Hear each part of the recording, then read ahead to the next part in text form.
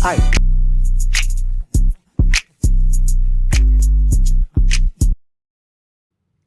Warning: the following image and/or content may be disturbing, offensive to some viewers. Viewer discretion is strongly advised. Do you support reparations for black people?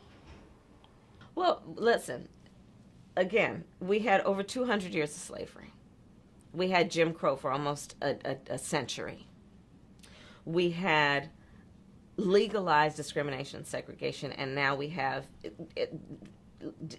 segregation and discrimination that is not legal but still exists and is a barrier to progress. We have disparities around housing. We have disparities around education. We have disparities around income. And we have to recognize that everybody did not start out on an equal footing in this country. And in particular, black people have not. And so we have got to recognize that and do something about that and give folks a lift up. That's why, for example, I'm proposing the LIFT Act. Give people who are making $100,000 or less as a family a tax credit, which will benefit and uplift 60% of black families who are in poverty. So by default, it affects black families, but there's not a particular policy for African Americans that you would explore. But no, if you look at the reality of who will benefit from certain policies, when you take into account that they're not starting at the same place and they're not starting on equal footing, it will directly benefit black children, black families, black homeowners, because the disparities are so significant. So if we focus on the specific issues that have resulted in the greatest disparities, and we understand that that's part of why we're doing it. Listen, the reality also is this: any policy that will benefit black people will benefit all of society. Let's be clear about that. Let's really be clear about that. So I'm not going to sit here and say I'm going to do something that's only going to benefit black people. No, because whatever benefits that black family will benefit that community and society as a whole and the country. Right?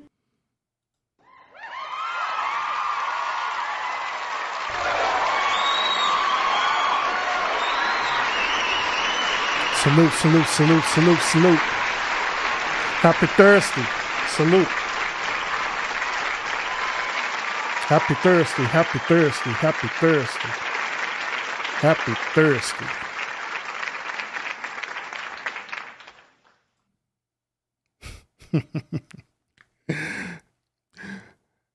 And I can hear it in Von's voice too. Abby, you would go live while I'm outside.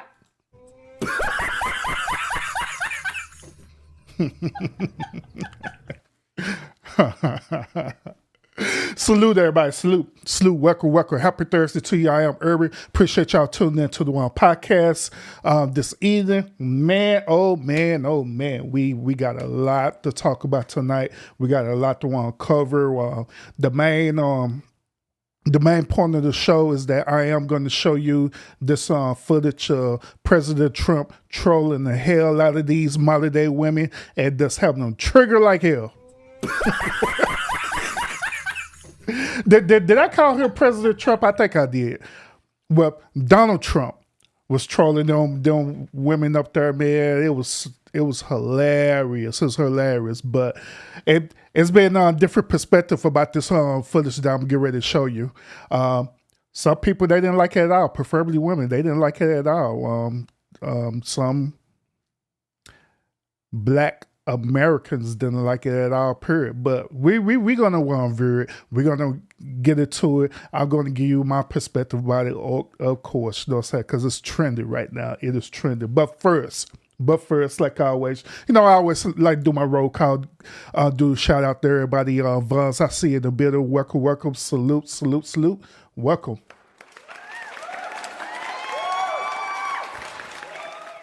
We got Barb in the building as well, too. Salute, welcome.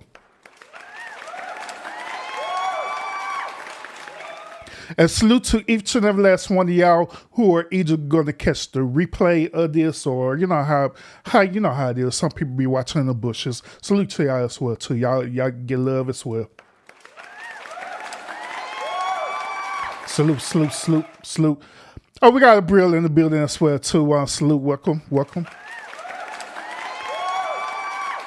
Welcome, welcome. Appreciate you. Appreciate you. She said she just stopping by. That's cool. I ain't tripping. I ain't tripping at all. But we are going to get into this. We're definitely going to get into this content. So for the past couple of weeks on, I have been doing content covering this political campaign for presidency. I've been giving y'all my perspective about it. To be honest with y'all, to be real honest, I've been giving y'all more of a I've been giving y'all more of a bias, I guess, opinion about it. But tonight, starting tonight, I'm going to give you my unbiased opinion about this whole situation, all right, for real. And I'm going to let y'all know exactly where I stand with this presidency, all right? Started with this on live and other videos that I'm going to be putting out lately. I'm going to let y'all know exactly where I stand and let you know exactly why I stand the way I do. So without further ado, we finna get into it, man. Man, Lord. We finna get into it for real. Nico, what's up with it? Salute, welcome to the stream. Speak, what's up with it? Welcome as well too. Hey, Speak said, hey, Urban, bro. Man say Trump, he was attacked by them modern day women, but he did not back down at all. He did it. He did not back down at all.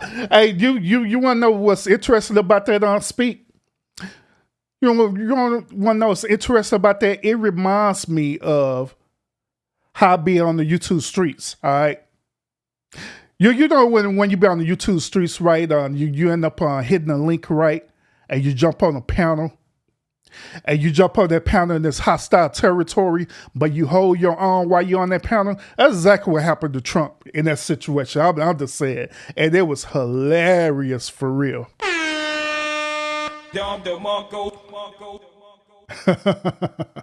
It was hilarious for real. So we're gonna get into it. We're gonna get into this content for real. But before we get into the main topic of today, I just got to ask y'all this, okay? I gotta ask y'all this for real. And this is a very legitimate question. Why in the hell are y'all supporting Kamala Harris? Like, I mean, honestly, why are y'all supporting Kamala Harris? For the past week, actually a week prior before that, before I started doing content on this political stuff, right? Even this week, I have been just extensively just researching. I've been going on TikTok. I've been going on YouTube. I've been trying to, get inside people's head to figure out why are they supporting Kamala Harris? What is the reasoning behind it? Why is it so important for y'all to not only support Kamala Harris, but why is it important for y'all to vote for Kamala Harris to be the next president of this here United States? The answers that I've been getting have been disappointing me a lot, y'all. I ain't gonna lie. Answers I've been getting is because she's a woman. Answers I've been getting because she's a black woman, which we know she's not.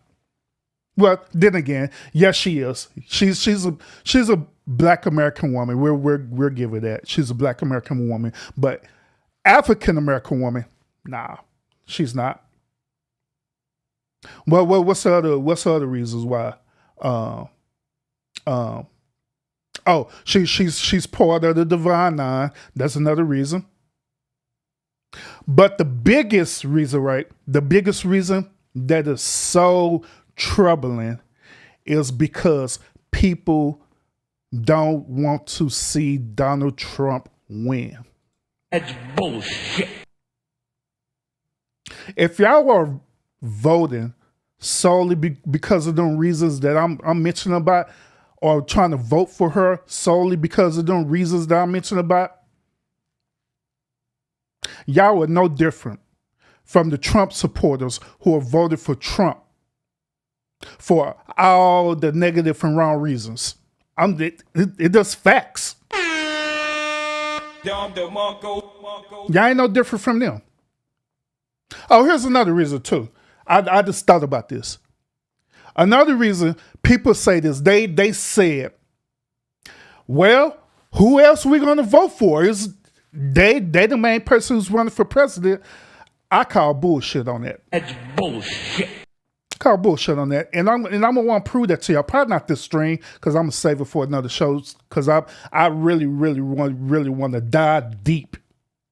I really want to dive deep into the psyche of Black Americans and African American minds. You know, so I really do. But I'm not gonna do it this stream because we're gonna talk about Trump in this conference that he went to. All right, but when I do that stream, I'm going to reveal to y'all a lot of stuff.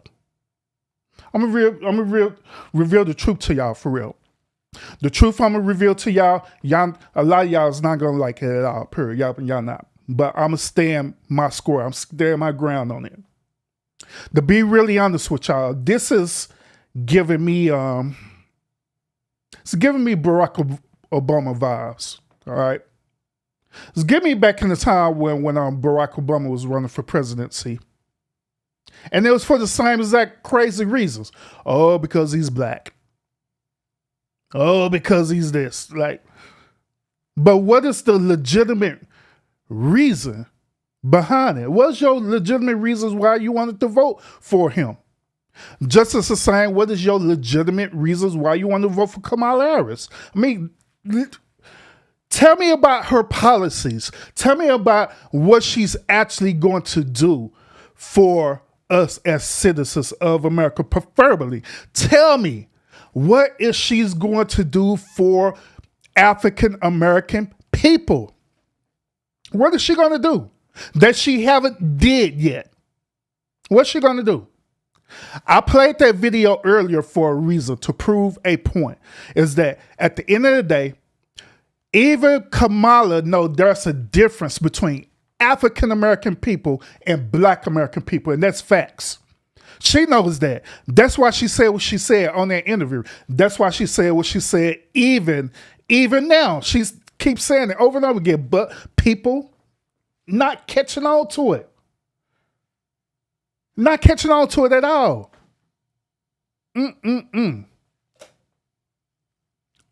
Wow. Flabbergasted. Do I want y'all to vote for Trump? Y'all asked me this question before, and I'm going to answer it again. Do I want y'all to vote for Trump? Now, if it was Trump 4 years ago, I would say hell yeah. Yeah, I'll say hell yeah, vote for Trump. I'll say not only that, I'll say, shoo, y'all better vote for Trump. I will vote for Trump if it was 4 years ago. But however, Trump 2.0, that's bullshit. I don't like Trump 2.0 at all. I don't. I do not like Trump 2.0. Now, Trump 2.0 for us as being a clout chaser, for us him being on social media and doing the hilarious things that he do. He is funny. He is funny as hell. I ain't gonna lie. He is very entertaining, for real. Donald Trump, if he lose presidency, right, he could very well be a YouTube content creator. Facts. He could very well be a content creator and be successful at it, because Trump is hilarious. He is. And entertaining. But Trump 2.0, no. I'm not going to even vote for him. I'm not. But, I'm going to put it to y'all this way. Majority of people who's voted for Trump, they have a legitimate reason why they're voting for Trump. Their number one reason why they're voting for Trump is because they want the economy to be better for everyone. That's the number one reason. Me doing my research, searching the right, and I'm not talking about the far right, and I'm not talking about the radical right, the right people, or the radical Republicans and stuff. I'm not talking about them, but I'm talking about the right. They just legitimately want the economy to be better. That's the number one reason why they're voting. And they feel that Kamala's not going to do the job. Hell, Biden haven't did the job. Hell, Biden and Kamala together have not did the job or improving our economy. It has got it worse. It has got it worse. Many of us right now, we are working 2 jobs just to sustain ourselves. And that's facts. You want to know the most disheartening thing, right, about the economy, y'all, is this. The most disheartening things is that it's affecting our elderly. It's affecting our seniors. Well, how, Urban? How's it affecting our seniors? How's it affecting our elderly? Part of my job that I do, right, is that I help seniors. I help seniors who need to find employment. Not only I help seniors, but I help veterans as well too. Part of what I do. It is very disheartening to me, y'all. It is so disheartening for a senior to come in who work a job for over 35 years, right? Come in and tell me that they employer terminate their employment for no reason. Terminate his employment. I notice a trend as well too that a lot of these companies, right, or these businesses, they wait until that person be in a company for like 35 years or more, right? And right when it comes to that retirement age where they can retire with the company, that company cut them off. They'll terminate their employment so they won't be able to retire with that company. And guess what's happening with them? They're unemployed. Some of them haven't even reached the critical age of receiving SSI benefits yet. They've been at the company for over 35 years, get terminated, right? They telling me that story. It's some, and I've seen grown men, and it don't matter what race, you know what I'm saying? I've seen grown men come into my office in tears. And they're like, man, I don't know what to do. I don't even know why they fired me. I did everything by the book at this company. And now I got to come into this office and talk to you so you can help me find work. But that's not the worst part about it, y'all. That's not the worst part. The worst part is this. The worst part is the discrimination. What I mean, the worst part is the discrimination based on their age. A lot of companies don't want to hire them because of their age, because they know they're close to retirement anyway. So they don't even want to hire them. And so they have to settle for these low-level jobs like being a Walmart door greeter. You know what I'm saying? Being a Walmart door greeter. That's bullshit. They got to settle for these jobs or working at freaking Target. That's bullshit. That age discrimination is something. And I know why the companies do this, y'all. I know why. The companies do this is because of the condition of the economy. They got to do profits and they got to do loss. Part of the loss part is that they got to cut employees so their company could stay thriving. And this situation is sad. This is the reason why I'm mentioning about the economy, and this is the reason why a lot of people are voted for Trump. It's because they feel like that Trump could stable the economy again like he did the first time around when he was in presidency. They also believe that he could do it again. That's the reason why they voted. But if you ask people why you voted for Kamala, right, they're not going to tell you because they want the economy to be better, right? They're not going to tell you that. They're going to tell you some stupid bullshit reasons such as, we're voting for Kamala because we want to have the right to abort our babies. We want to vote for Kamala because we want to have the right so the LGBTQ community could get married. That's bullshit. All this feeling-based decisions. I want to vote for Kamala so women could continue to have women's rights. That's bullshit. But it ain't no legitimate reason that's going to benefit everybody in America. It's all this feeling-based things. It's all these feelings, emotional-based decisions. That's what I see. That's honestly what I see. So that's why I open up asking y'all the question. Those of y'all who really for Kamala, right? I'm honestly asking the question, why do y'all want to vote for her? What is the real reason that you want to vote for her? Other than all this feeling Kerber shit that y'all got going on. That everybody got to hug it out type bullshit that y'all got going on. Man, the hell with hugging if our economy is bad. Why are we going to hug when our economy is bad? Why are we going to hug where people are on the brink of losing their damn houses? Why are we going to hug it out? Got neighbors foreclosing on their houses right now.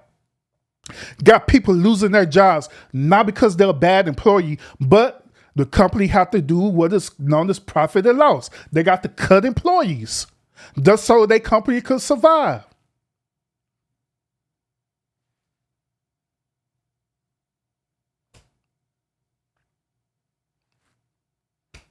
So y'all tell me, what is she gonna do other than what she haven't been doing? Other than what she haven't been doing, what's she gonna do? It's one other thing too, and I'm gonna mention this on this other live, but I'll tell y'all this right now. I hinted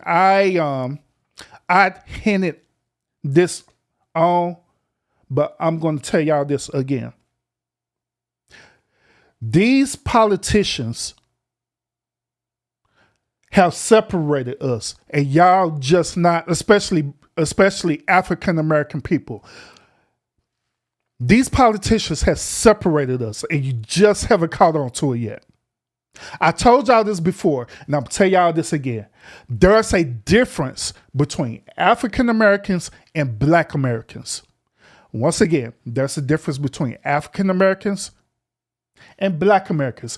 Notice that politicians do not mention the word African American. It's a reason because of that.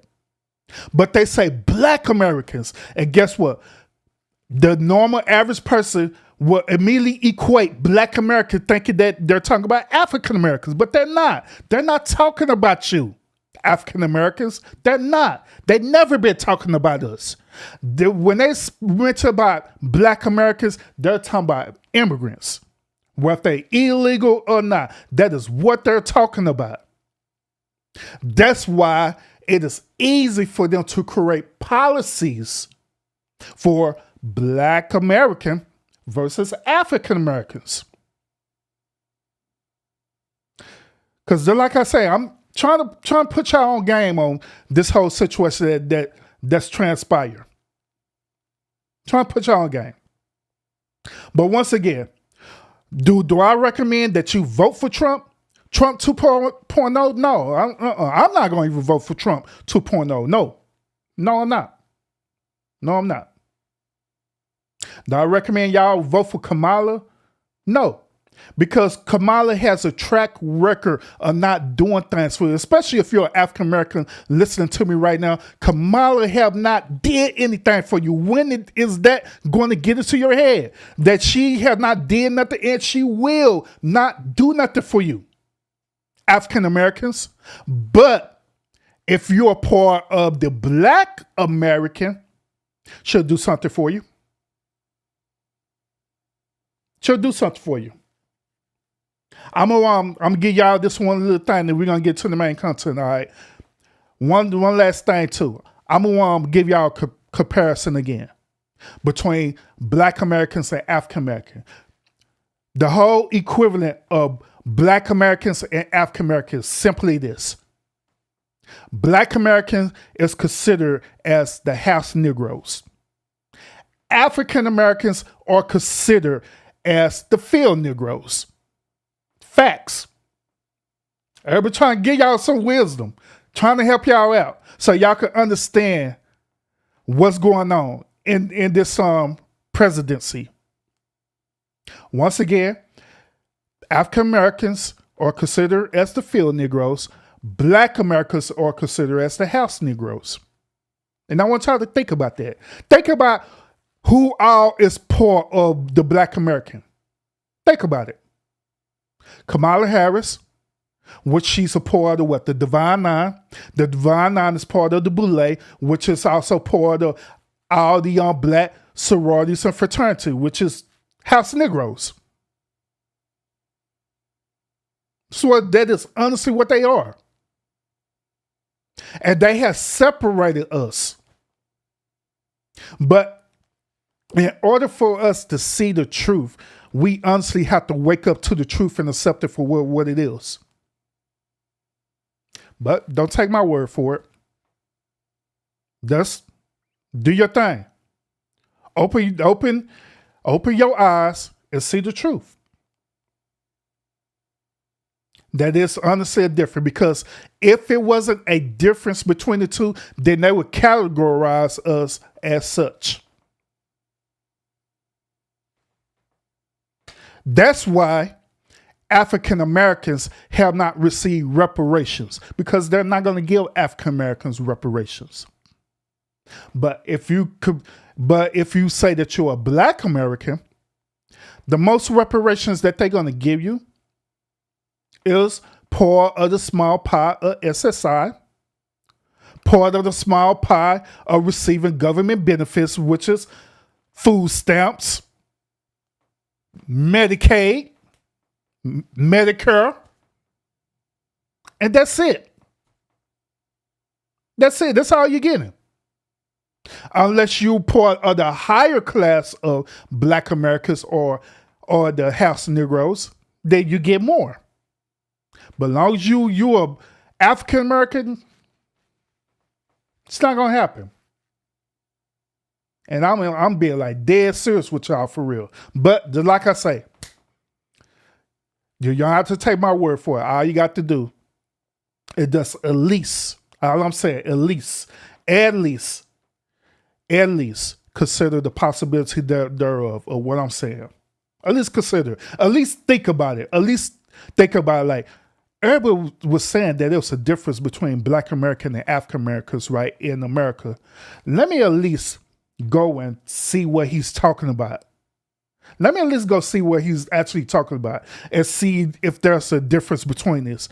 And I guarantee, when you go through that rabbit hole like I did, right, when you literally go through that rabbit hole, I kid you not, you're going to see a complete difference. It's going to be as black as white, clear to you. Black as white, for real. And you're going to see the difference, and you're going to understand why what they're doing, what they're doing.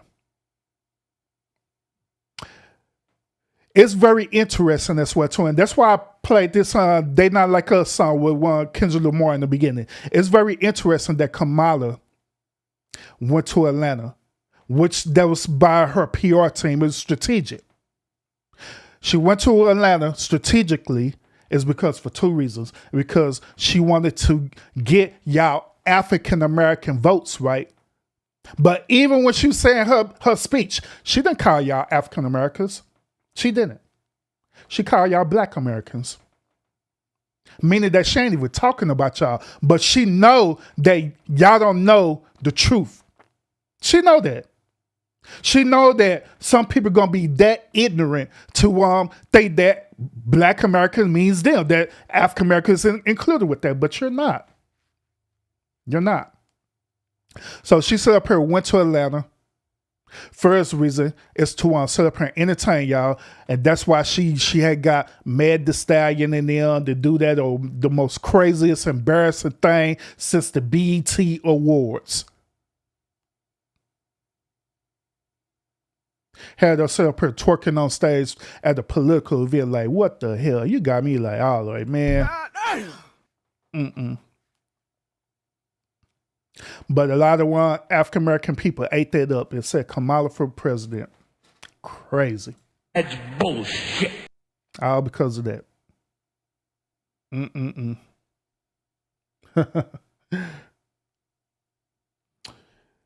Why you keep saying y'all when you Black too? The reason why I keep saying y'all is because there is a difference. It is. There's a separation. It is. It's unsaid separation. We, the normal people, we, the working class people, we are not considered as Black Americans. We're not. Unless you put yourself in a higher social economical status, and the only way you could do that is that you be a part of the Boule, be a part of the Divine Nine. You go out and spend your money on getting a student loan and getting a degree. That's the only way. Once you get a degree, then you have upgraded yourself from being an African American or a house Negro into being a field Negro into being a house Negro, where you go out and go to school and get that degree. God honest truth. That's literally what it is. I'm just telling y'all for what it is. Then if you increase your social economical status by being part of these such groups, such as the Divine Nine, or such as the Boule, or such as any other type of groups, hell, it can even be religion. It can even be religion. You could be connected to certain religious organizations. And that will get you out, and that will get you out for being the field Negro, right? And to being a house Negro.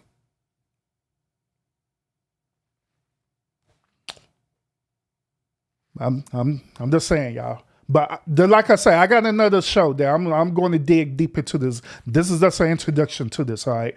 But I'm going to dig deep into this, and I'm telling y'all, I'm gonna be real with y'all. And some of y'all, I'm not gonna lie, y'all.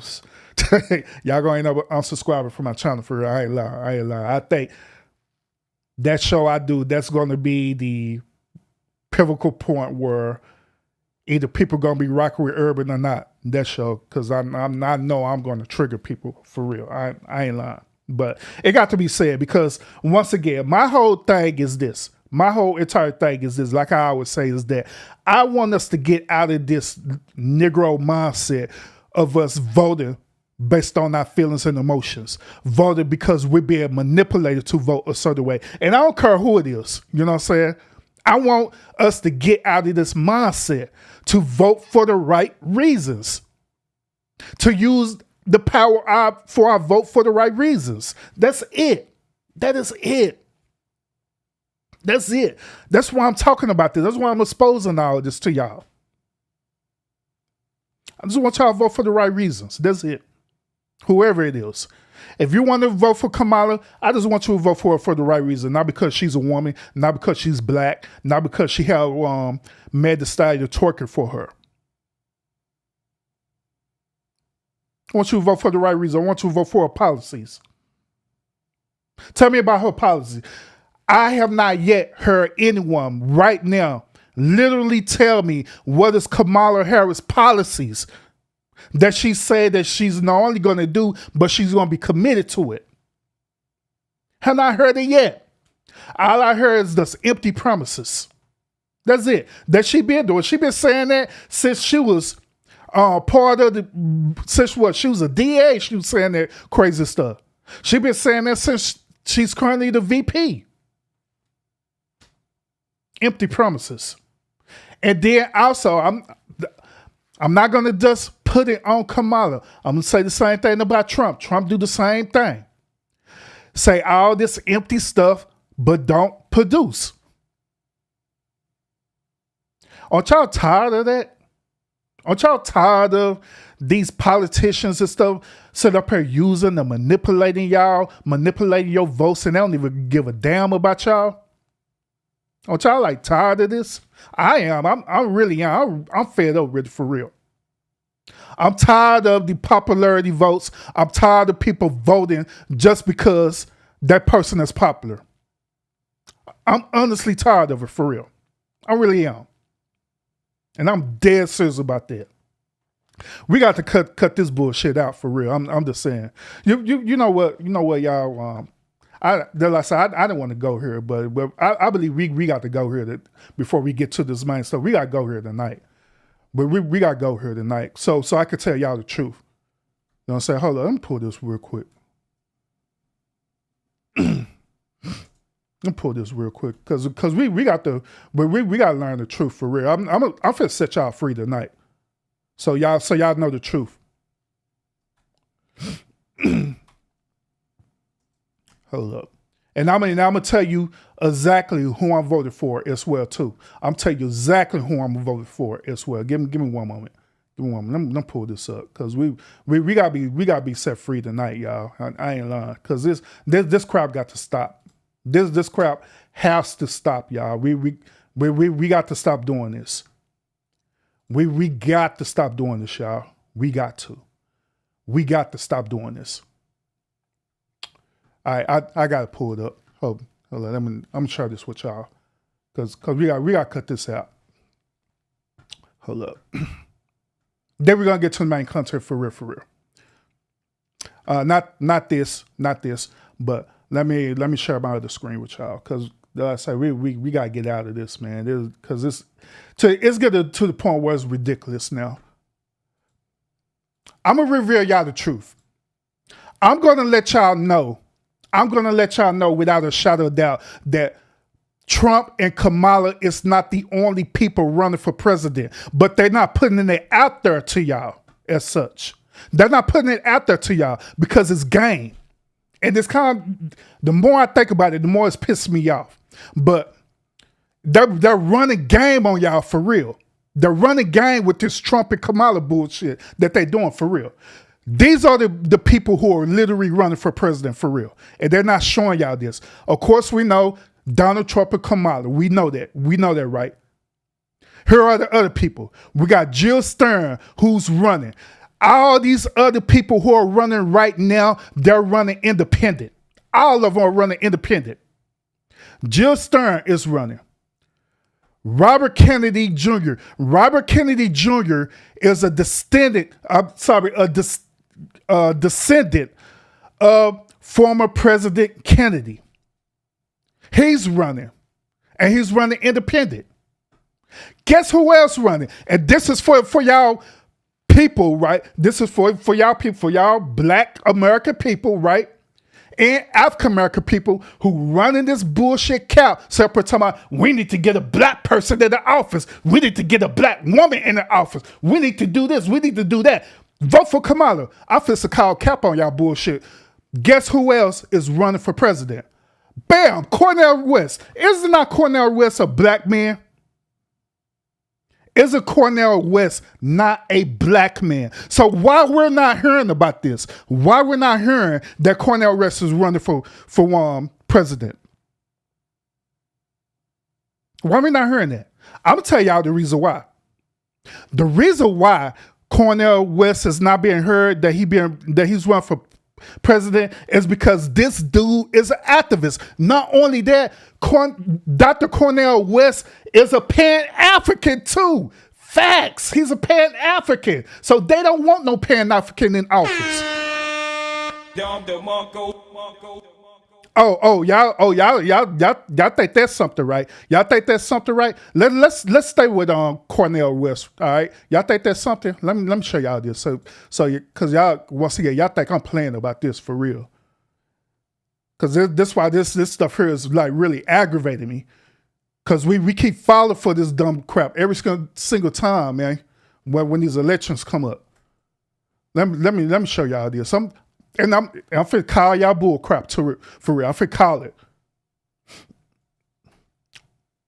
I'm finna call it for real. Cause we gotta show the truth right here. I'm finna go on Cornel West page and guess what? Guess what? Guess what? Guess what? This is his page. He's running independent. But guess who is his VP? Guess who is his VP? Bam! This dude got a woman VP.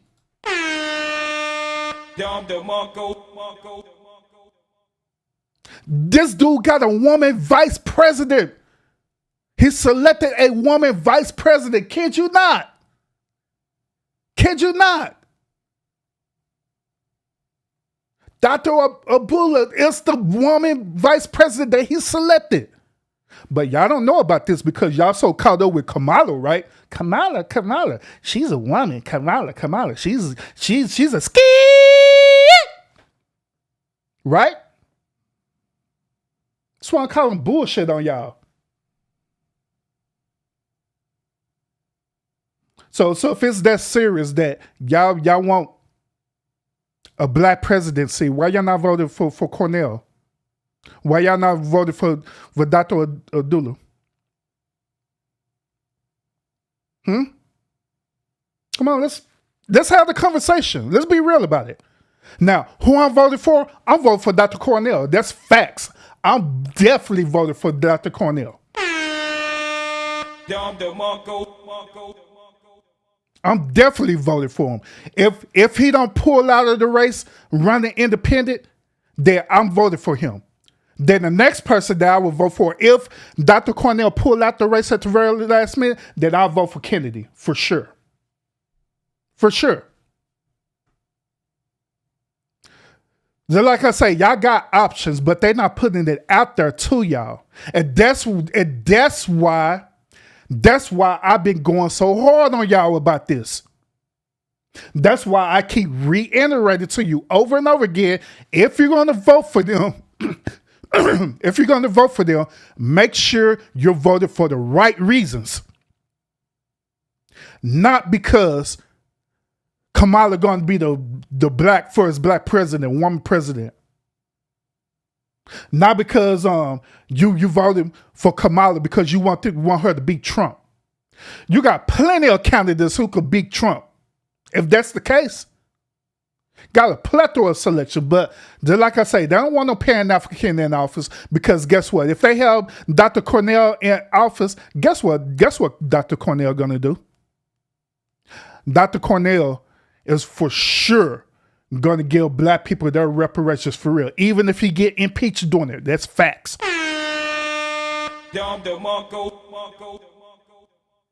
That's facts. Even if he get impeached doing it, he's going to make sure he's going to do his very best to give African American people the reparations that they deserve. But they don't want that. They want y'all to file for Kamala because they know Kamala's not going to do it. They know Kamala is considered as the house Negro. This dude here, Dr. Cornel, he's the field Negro. He's the one, he's that Pan-African going to be about their life. Man.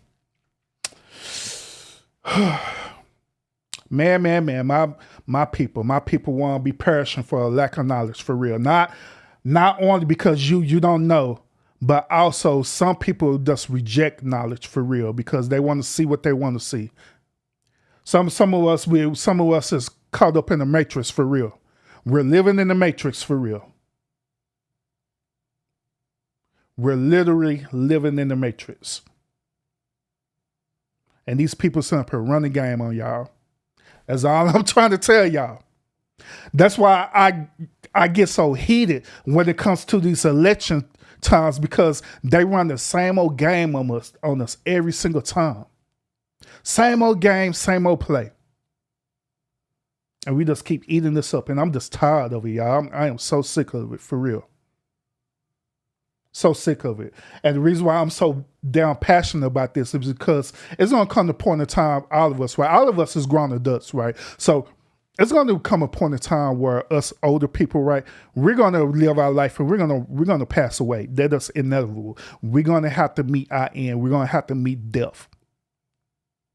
But I'm passionate about this because I'm thinking about not only my children, but I'm thinking about y'all children as well, too. Those of y'all who have children, I'm thinking about them as well, too. Thinking about them as well, too. It's time for us to break this old Negro cycle and show the next generation that their vote truly do matter and they vote truly have power, but it have to start with us. It got to start with us, period.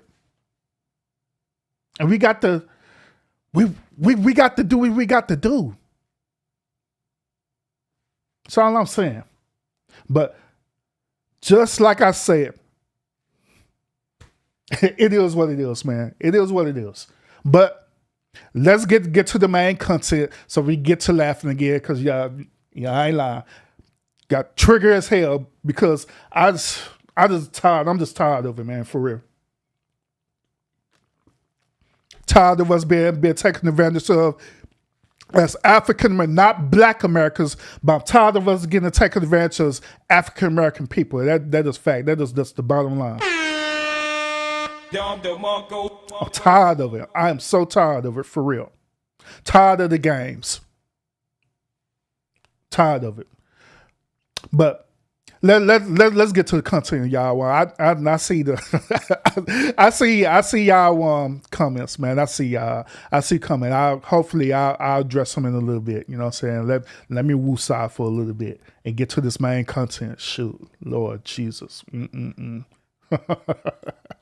Once again, salute to everybody who are tuning in today. We're about to get ready to review this thing that President Trump did to these women.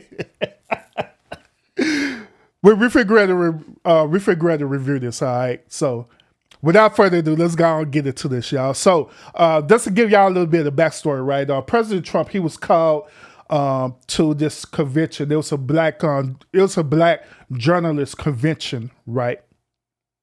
So he was called to sit on this panel, and they was going to ask him some triggering question. But the thing about it is that not only Trump was supposed to be there, but Kamala was supposed to be there too. But she had turned it down for another time. So without further ado, let's go ahead and see what happened with this. All right. Make sure y'all get the thumbs up as well too, y'all, for this good old thought-provoking content. Good afternoon, NABJ, and welcome to a conversation with former President Donald Trump. This discussion continues a decades-long tradition during election years of inviting journalists to discuss the policies and their impact with the candidates who are running for president, and the impact of those policies, especially in Black communities. Former Presidents George W. Bush, Barack Obama, and Bill Clinton have attended the NABJ conventions either as presidents or as presidential candidates in past years. NABJ is currently in conversation with Vice President Kamala Harris's team to schedule a Q&A either in person or virtually in September. As journalists, we use opportunities like these both to inform our reporting, but also to help voters understand the choices that they face in a consequential and historic election year.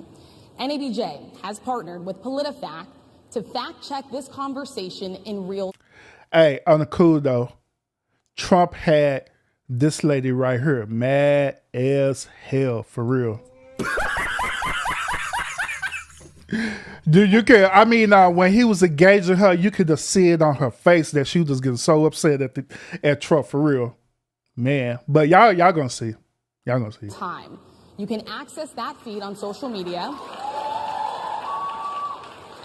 using the hashtag NABJ_factcheck. Again, the hashtag is NABJ_factcheck.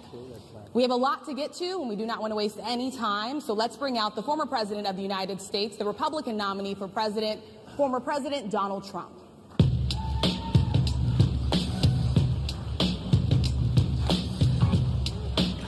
Hey, real quick, y'all. Before we continue on, do y'all want me to keep it on this screen that I got it right now, or do y'all want me to blow it up onto the one big screen? What y'all want me to do? Y'all want me to keep it on this screen, or y'all want me to blow it up so y'all can see it better? Y'all let me know, and I'll switch it over.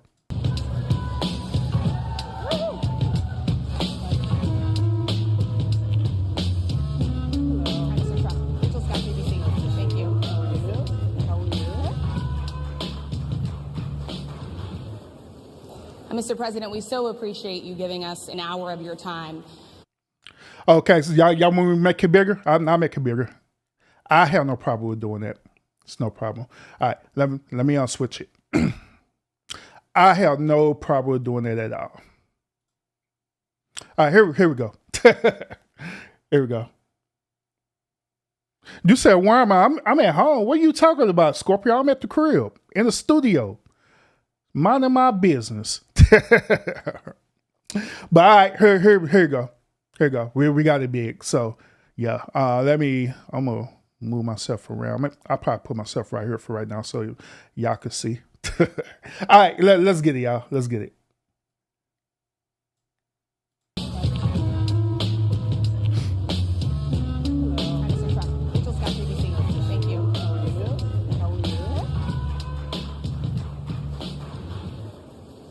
Mr. President, we so appreciate you giving us an hour of your time.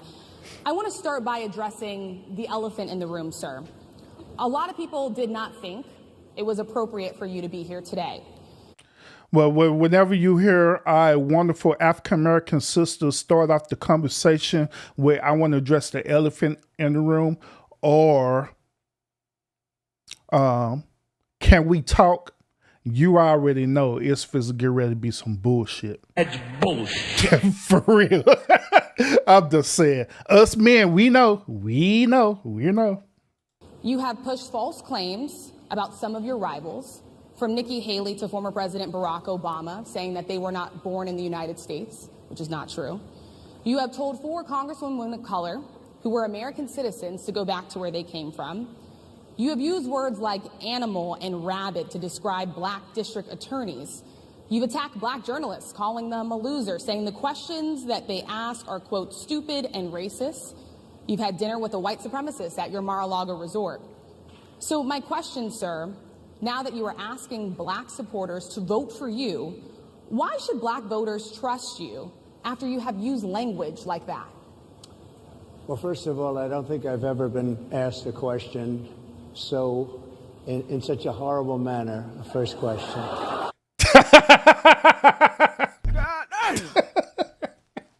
You don't even say hello, how are you? Are you with ABC? Because I think they're a fake news network, a terrible network. Hey, say the reason why I'm laughing is because, once again, as a man, I could relate to this. Now, there's a reason why I said it. I said whenever our sisters start off the conversation like that, we already know it's gonna be some bullshit, and every man answers the same exact way. Kid you not, we all would say the same thing, but different ways.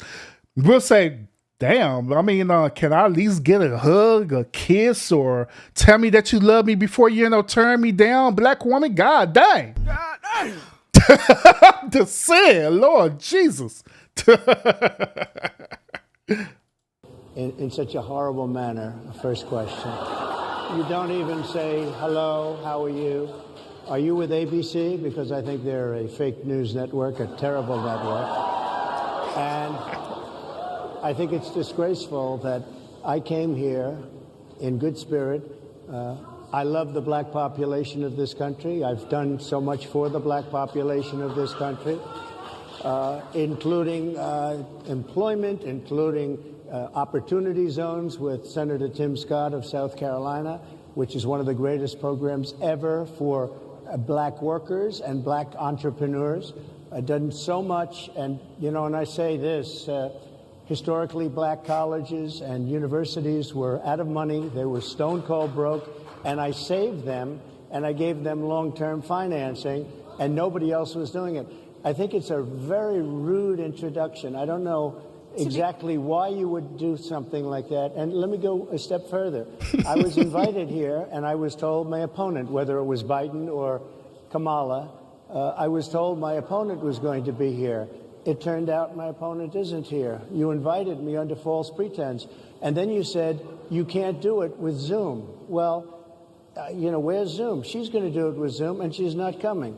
And then you were half an hour late. Just so we understand, I have too much respect for you to be late. They couldn't get their equipment working or something Mr. was wrong. President, I would like.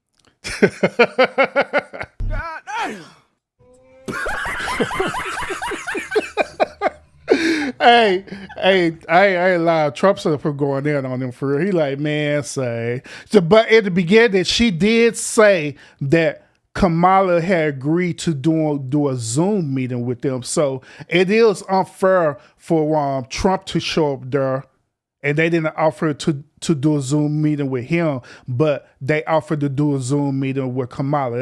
I ain't lying. That is some bullshit, though. That's bullshit. And also, to be fair as well, too, their audio is trash. It is crazy that their audio is trash, and I can hear it through my headphones that their audio is trash. I'm just saying. I think it's a very nasty question. I have answered the question. I have been the best president for the black population since Abraham Lincoln. That's my answer. Better than President Johnson, who signed the Voting Rights Act? And for you to start off a question and answer period, especially when you're 35 minutes late because you couldn't get your equipment to work, in such a hostile manner, I think it's a disgrace. Let me just ask a follow-up, sir, and then we'll move on to other questions here. Some of your own supporters, including Republicans on Capitol Hill, have labeled Vice President Kamala Harris, who is the first black and Asian American woman to serve as vice president and be on a major party ticket, as a DEI hire.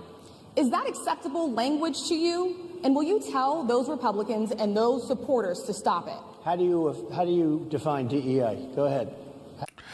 How's she gonna tell a grown man to tell other grown men and women to stop something? Like, what the hell?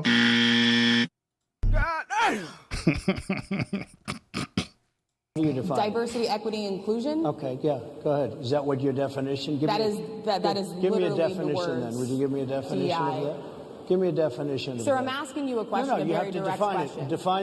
Define it for me, if you I would. just defined it, sir. Do you believe that Vice President Kamala Harris is only on the ticket because she is a black woman? Well, I can say, no, I think it's maybe a little bit different. So I've known her a long time indirectly, not directly very much. And she was always of Indian heritage, and she was only promoting Indian heritage. I didn't know she was black until a number of... Hey, speak on it. Ain't that something? That's why I just say that about it, because I knew it was some bullshit. That's bullshit. That once again, that goes back to what I'm talking about this house Negro mentality. They'll say whatever master tell them to say. I'm just being real. Years ago when she happened to turn black, and now she wants to be known as black. So I don't know, is she Indian or is she black? She has always But identified as a black woman. She went to a historically black college. I respect either one, but she obviously doesn't, because she was Indian all the way, and then all of a sudden she made a turn and she became a black person. Just to be clear, sir, do you believe that she is... I think somebody should look into that too when you continue in a very hostile, nasty tone. It's a direct question, sir. Do you believe that Vice President Kamala... You want to know, y'all also want to know the truth. Like, I went through this whole entire spiel explaining this to y'all, the difference between Black Americans and African Americans, right? Y'all may not like Trump or whatever, but I'm telling you, one thing what these people do, what all of them do, is that they'll literally put the truth in your face for real. They will. They'll literally put the truth in your face, but you'll be so caught up emotionally, you be thinking that they're lying. Same concept about conspiracy theories, right? Even in conspiracy theories, there be some truth about conspiracy theories, but they call it a conspiracy because they want to debunk it so it won't be actual truth. Just like also when you be looking at certain movies, so Hollywood and stuff, these writers be writing out these scripts of this movie. It be truth to what they be saying about that, but they put it in a form of entertainment. But as long as us be dumbed down, right, thinking that it's only entertainment, it don't mean nothing there, we think it's not true. I'm just saying, they literally put it out there, regardless if you agree with it or not, regardless of how the way you feel about it. They literally do be throwing it out there for real. Same thing with Kamala's situation. Kamala truly was, at one point in time, only identified herself as an Indian American or as a Black American. That's why I keep reiterating this to y'all, that she keep constantly identifying herself as an Indian/Black American. She don't call herself an African American. Hell, this is the reason why her Jamaican father is pissed off with her right now. It's because of the crazy stuff she's doing. Facts. This is the reason why. It's because she won't even claim her heritage at all, period. But hey, everybody don't know nothing, everybody just saying stuff, just be saying it. Harris is a DEI hire, as some I Republicans really don't have know. said. I really don't know. Could be. There are some, and there are plenty. I know this lady right over there, Harris, is a fantastic person who just interviewed me at length. And we had a great interview, I think, and I heard you got very good ratings on that. Well, interview. you told me it was the longest one of your life, so we had a good discussion. Look, I want to talk about why you're here today. I mean, it is not lost on us how divided we are as a country. And as you were coming today, we really got to see that we are divided along the lines of race, along the lines of gender. And there is this question of, in this moment where we are, why come here? What is your message today? My message is to stop people from invading our country that are taking, frankly, a lot of problems with it. But one of the big problems, and a lot of the journalists in this room I know and I have great respect for, a lot of the journalists in this room are Black. I will tell you that coming from the border are millions and millions of people that happen to be taking Black jobs. You had the best. What exactly is a Black job, sir? A Black job is anybody that has a job. That's what it is. Anybody. Hey, when I heard this the first time around, he said they're taking Black jobs, right? I was the same exact way. I was like, man, hold on, Trump, what the hell is a Black job? That's bullshit. Please explain to me what is a Black job, because this dude literally fumbled the ball on that one. So what is a Black job? What do they look like? Is a Black job basically essential jobs such as fast food places? Is that what you're talking about? The only technical Black jobs that I could think of is either fast food jobs or you working for the city doing labor work. They're the only two that I could think of right off the bat that could be considered as Black jobs. So I don't know about that one. Do I agree with him talking about this Black job thing? No, bro. They're like say you nope. Shut your damn mouth. That has a job. All right. And Mr. President, they're taking the employment away from Black people. They're coming in, they're invading. It's an invasion of millions of people, probably 15, 16, 17 million people. I have a feeling it's much more than that. And everybody's been seeing what's happened. The first group of people, the Black population, is affected most by that. And Kamala is allowing it to happen. She's the border czar. She's the worst border czar in the history of the world. There's never been a border czar like this. She's never even essentially been. She said she was there once, but not the right part of the border. So she was a border czar. She's done a horrible job. These people are coming into our country, and they're taking Black jobs and Hispanic jobs. And frankly, they're taking union jobs. Unions are being very badly affected by all of the millions of people that are pouring into our country. And one thing, as we discussed, Many of these people are coming in from mental institutions, from prisons, from jails. They're gang members in other countries. Other countries are setting loose their prisoners. They're opening up their prisons and their mental institutions, and they're taking their bad people, drug dealers, gang members, and they're bringing them into the United States. And by the way, their crime rate is going down, and our crime rate is going to be a disaster. Mr. President, I want to get into how you address some of the issues with black communities. And I say that plural because we live in communities of color that are different. We're not all the same. We don't vote the same. We don't think the same. Sure. It's not monolithic. I wonder why they always use this talking point stating that we're not monolithic. I hear this a lot. I hear this a whole lot. We're not monolithic. We're not monolithic. But if you are saying that you're a black American, right, and you believe in the black American values, do that not make you monolithic per se? Especially when it's a whole population of us who literally think that we're black Americans. A whole population of us thinking that we're black Americans until they see this law that Urban did and start seeing the difference between it. But right now, just about everybody thinking that we're part of the black American population. So do that not make us monolithic? I'm just saying. So as you come here today, I want to talk about something that bursts, and this is the weight of the inflation on this country right now.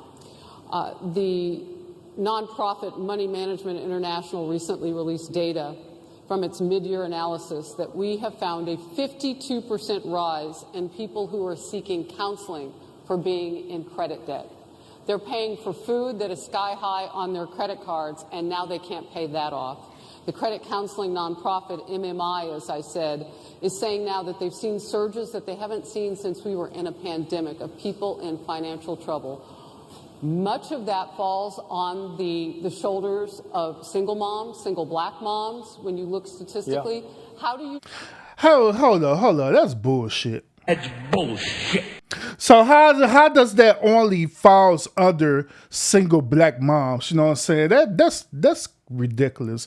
That doesn't only fall on the shoulders. That's only them. It falls on the shoulders of Americans, period. Not just only black single moms. That's everybody who's dealing with that. Hell, I just went through this whole spiel with y'all earlier, telling y'all that it's people who are up in age right now who are dealing with the same exact situation where jobs literally is terminating their employment because they done aged out. So it's not just that. Nah, man. Lord, come on now. We can't play this game. My queens, we can't play this game tonight. Turn it around. What's your plan for the black community when it comes to money? So, first of all, it's very hard to hear you for whatever reason because of the fact that they have bad equipment. Because I guess this woman was unable to get the right equipment. Hey, look at how she looking too. After what he said that, look how she looking. She is looking mad as hell. Matter of fact, let me blow it up real quick. She look mad as hell. She like, man, if Trump don't leave me the hell alone, hold up. I'm gonna show y'all. Hold up. She looking mad as hell. Look, God dang, she look trigger as hell.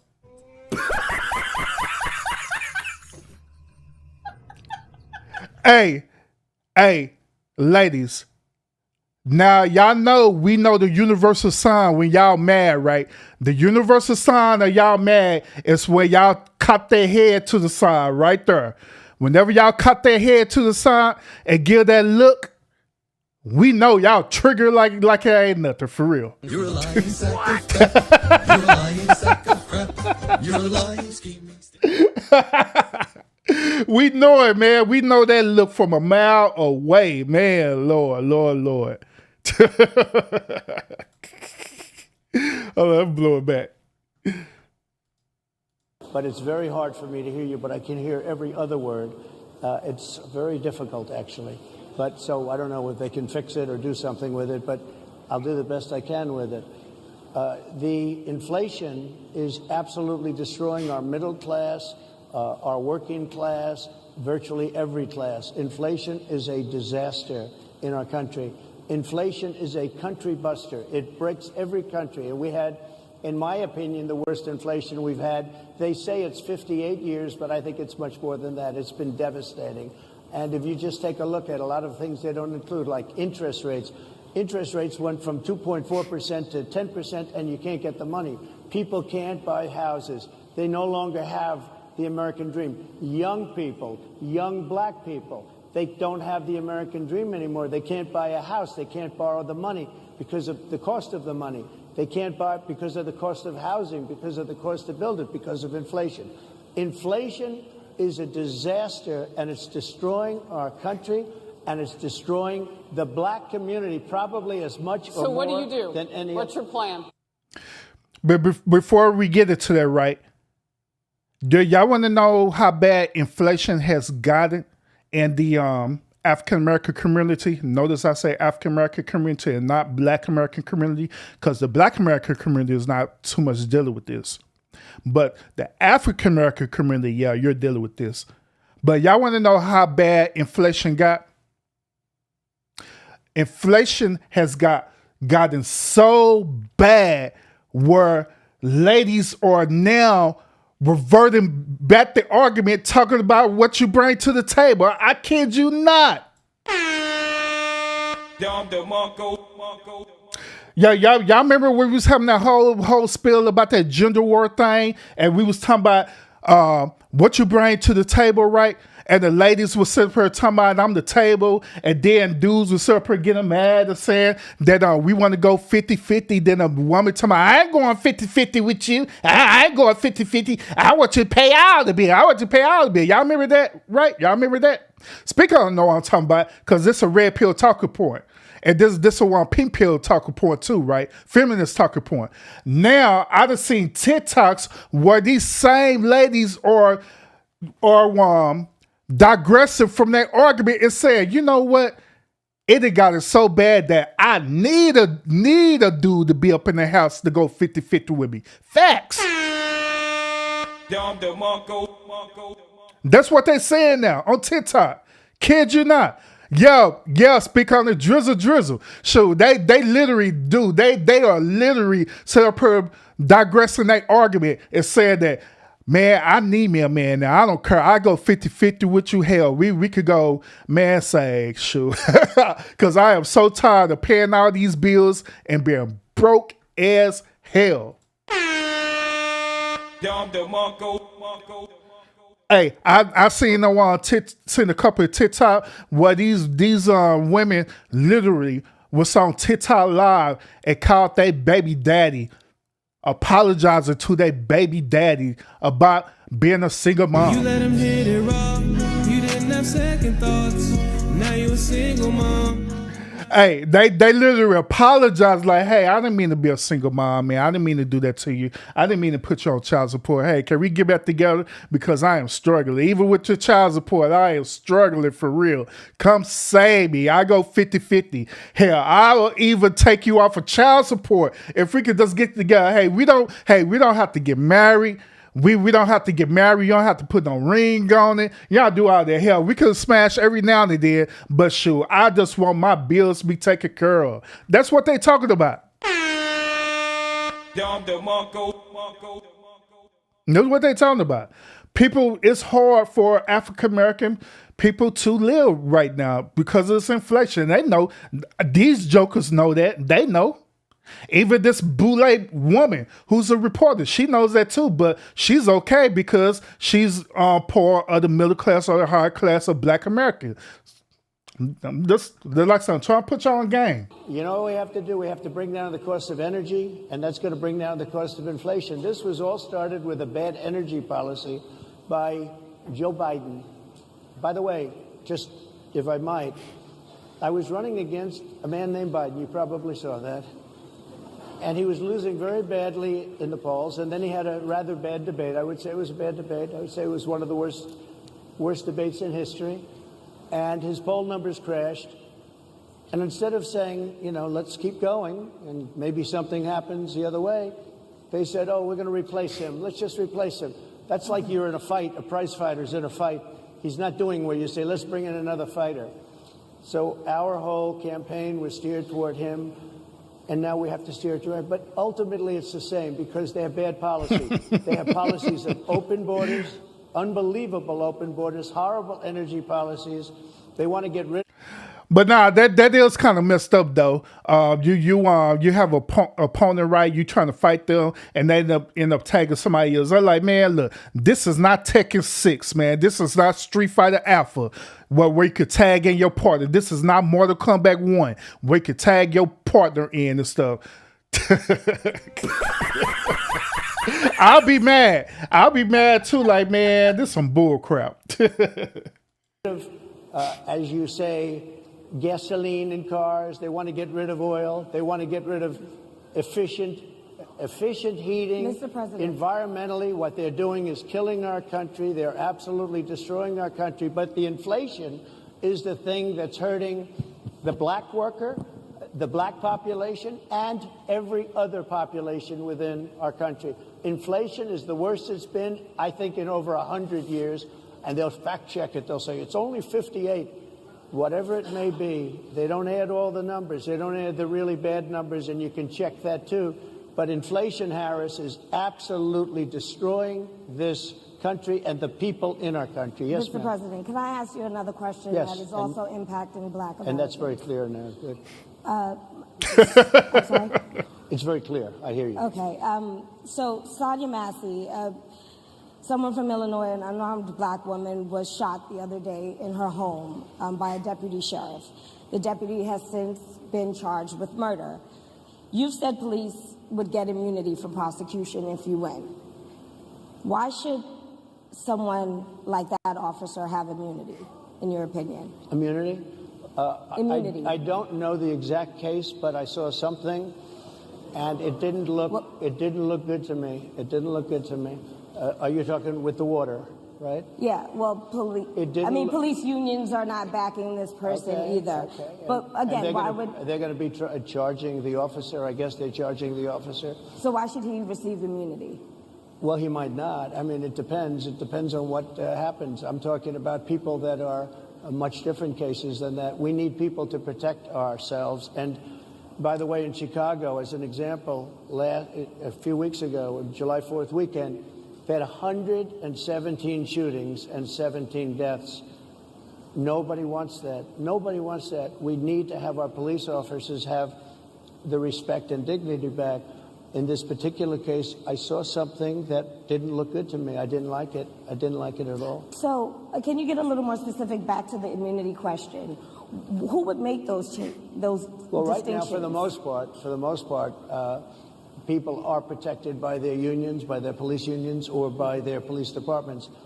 But I'm saying if I felt, or if a group of people would feel that somebody was being unfairly prosecuted because the person did a good job maybe with crime, or made a mistake, an innocent mistake. There's a big difference between being a bad person and making an innocent mistake. But if somebody made an innocent mistake, I would want to help that person. What would those exceptions be? What would determine you an go innocent after mistake? somebody, and it's a very close call, and it's very dangerous. And they have the policeman's life and woman is a very difficult thing because sometimes you have less than a second to make a life and death decision. And let me add on to this. All right.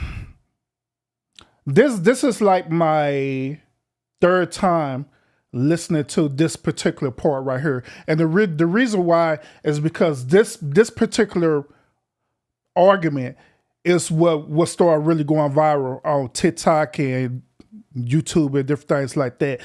And the reason why is because people would sit up here interpreting as though as Trump was saying that he wanted that guy who shot Sandra to have immunity.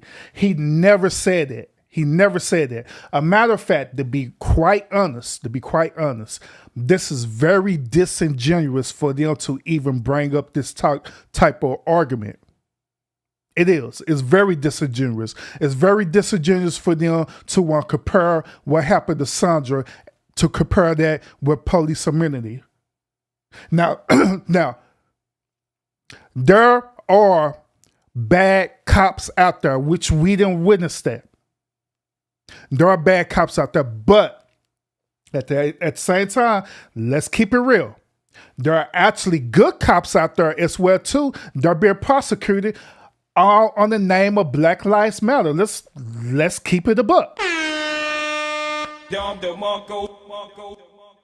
So stuff that happened to some of these people, right?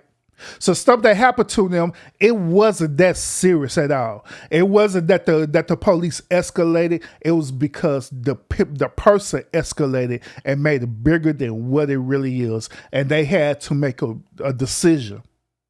Now, was the decision the best course of action in some of these situations? No.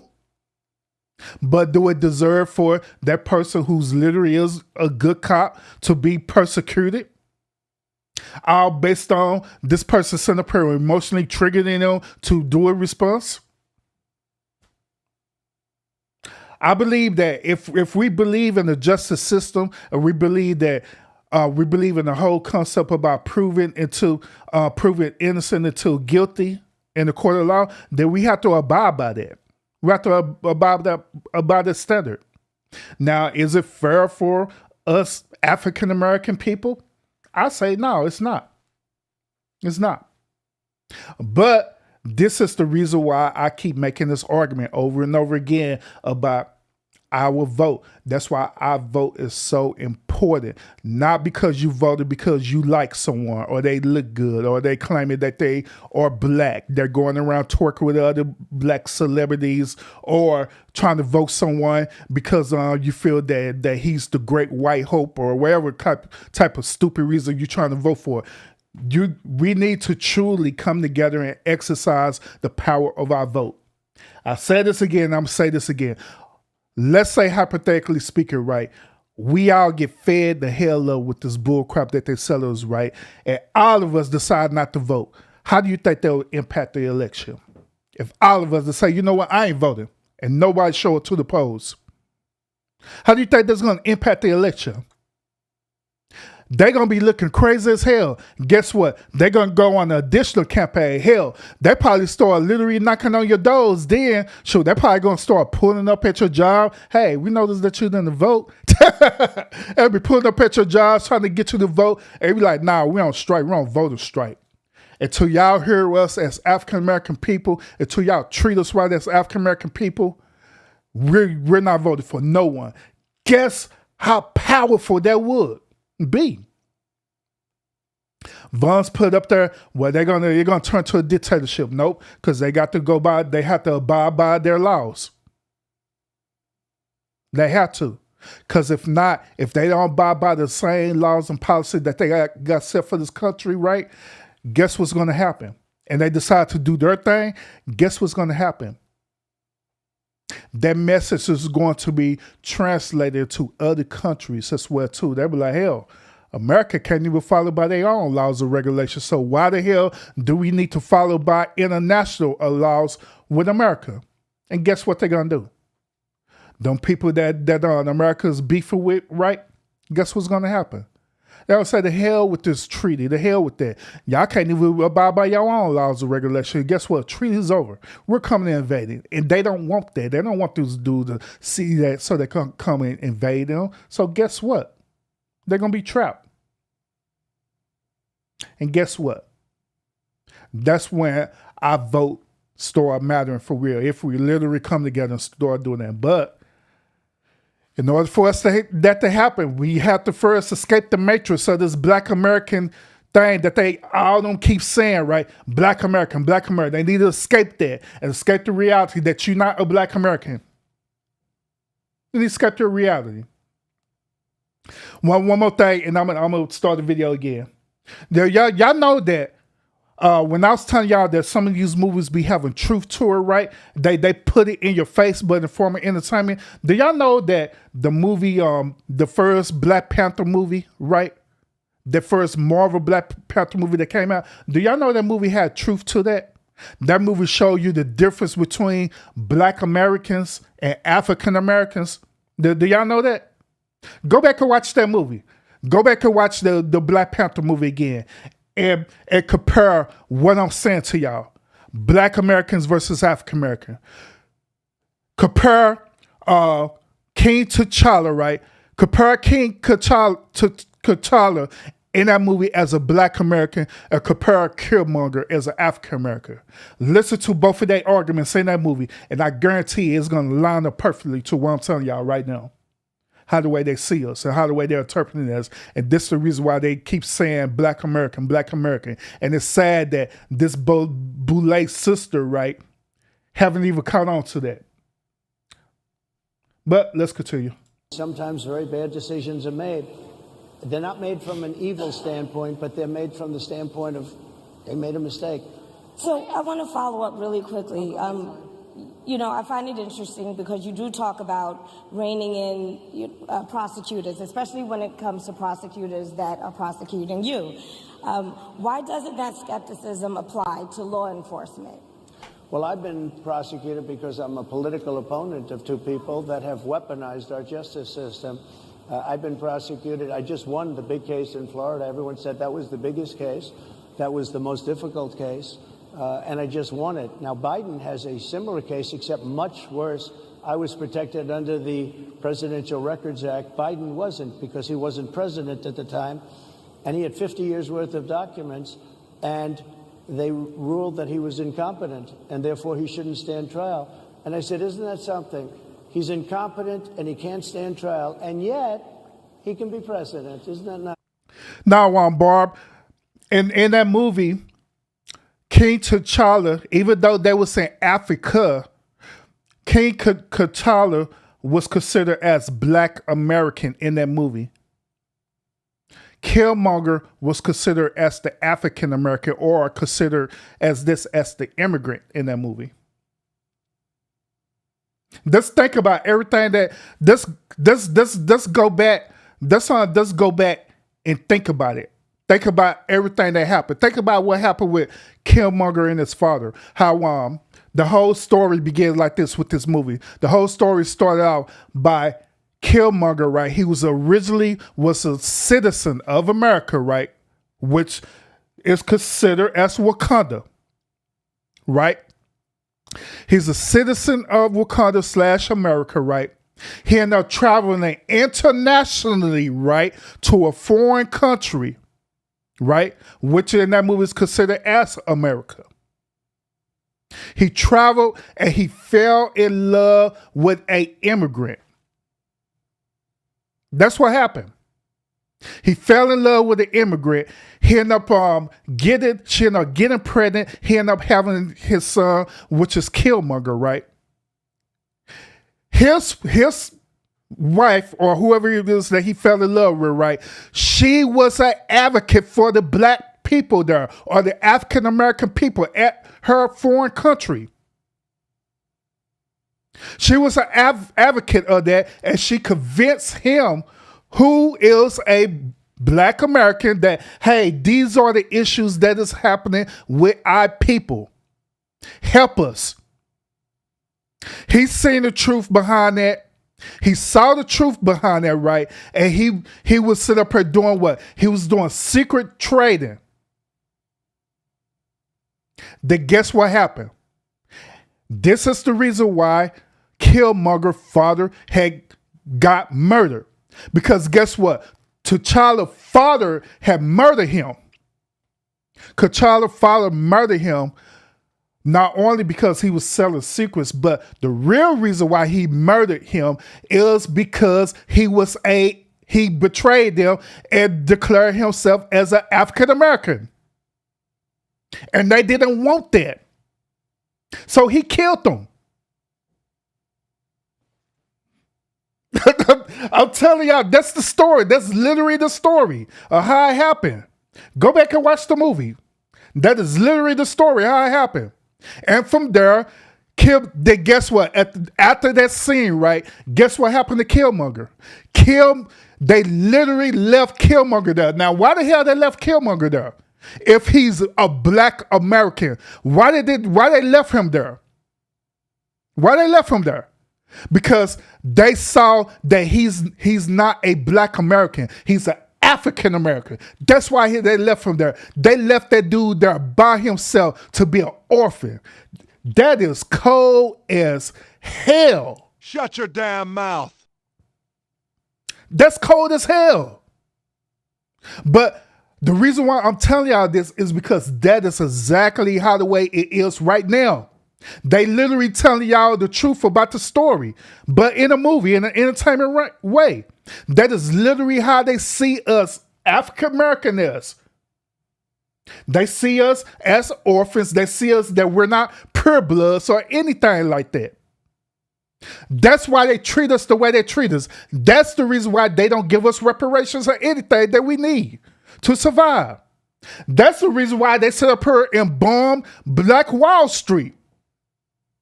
That's the reason why. Once again, I'm trying to put y'all on game, man, for real. I really am. But go watch the movie. Go watch the movie don't watch the movie for entertainment purpose. Watch it for the real, and you'll see the truth behind it. Mr. President, But they released him I'm talking about Black Panther, JW. on the basis that he was incompetent. They said he had no memory, and he was a nice old guy, but he had no memory, and therefore we're not going to prosecute him. I won the case, and it got very little publicity. I didn't notice ABC doing any publicity on it, George. We covered you George extensively, sir. I'd love to move over on to I different didn't notice topics you now. do any publicity on it at all. I won the case, the biggest case. This is an attack on a political opponent. I have another one where Sir, I if have you a don't mind, I'd hostile love judge. we have you for a limited time, sir. I'd love to move on to different No, topics. Susan, you're the one that held me up for 35 minutes, just so you understand. God we dang. can move Trump, oh man, Trump, come on, bro. You didn't have to do it like that.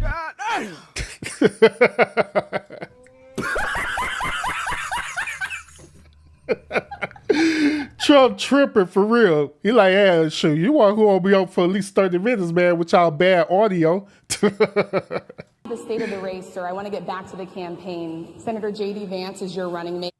Side pass, we really salute. And salute to everyone who's in the chat right now. I didn't address y'all. My apologies, y'all. He's had a lot of controversy lately, and I want Oh, also salute to everyone who's watching the stream as well, too. Salute. to read you a few things that he has said in the past. He said the Democrats running the country are a bunch of childless cat ladies who are miserable at their own lives and the choices they've made, and so they want to make the rest of the country miserable too. He's not talking here about how great it is to be a parent. He's attacking what he says are the choices people are making to not have children. Did you know that he had these views about people who do not have children before you picked him to be your running mate, and do you agree with him? No, I know this.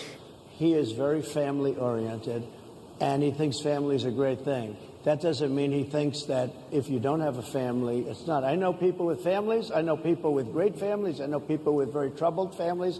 And I also know people with no families. They didn't meet the right person. Things happen. You go through life, you don't meet the right person. But he's not just talking about families here. He also says that people that don't have children should get less votes than those that do. I'm just speaking for myself. Is that your and I campaign think position? I'm speaking for him, too. He strongly believes in family. But I know people with great families. I know people with not great families that don't have a family. And the people without the family are far better. They're superior in many cases, okay? He's not saying they're not.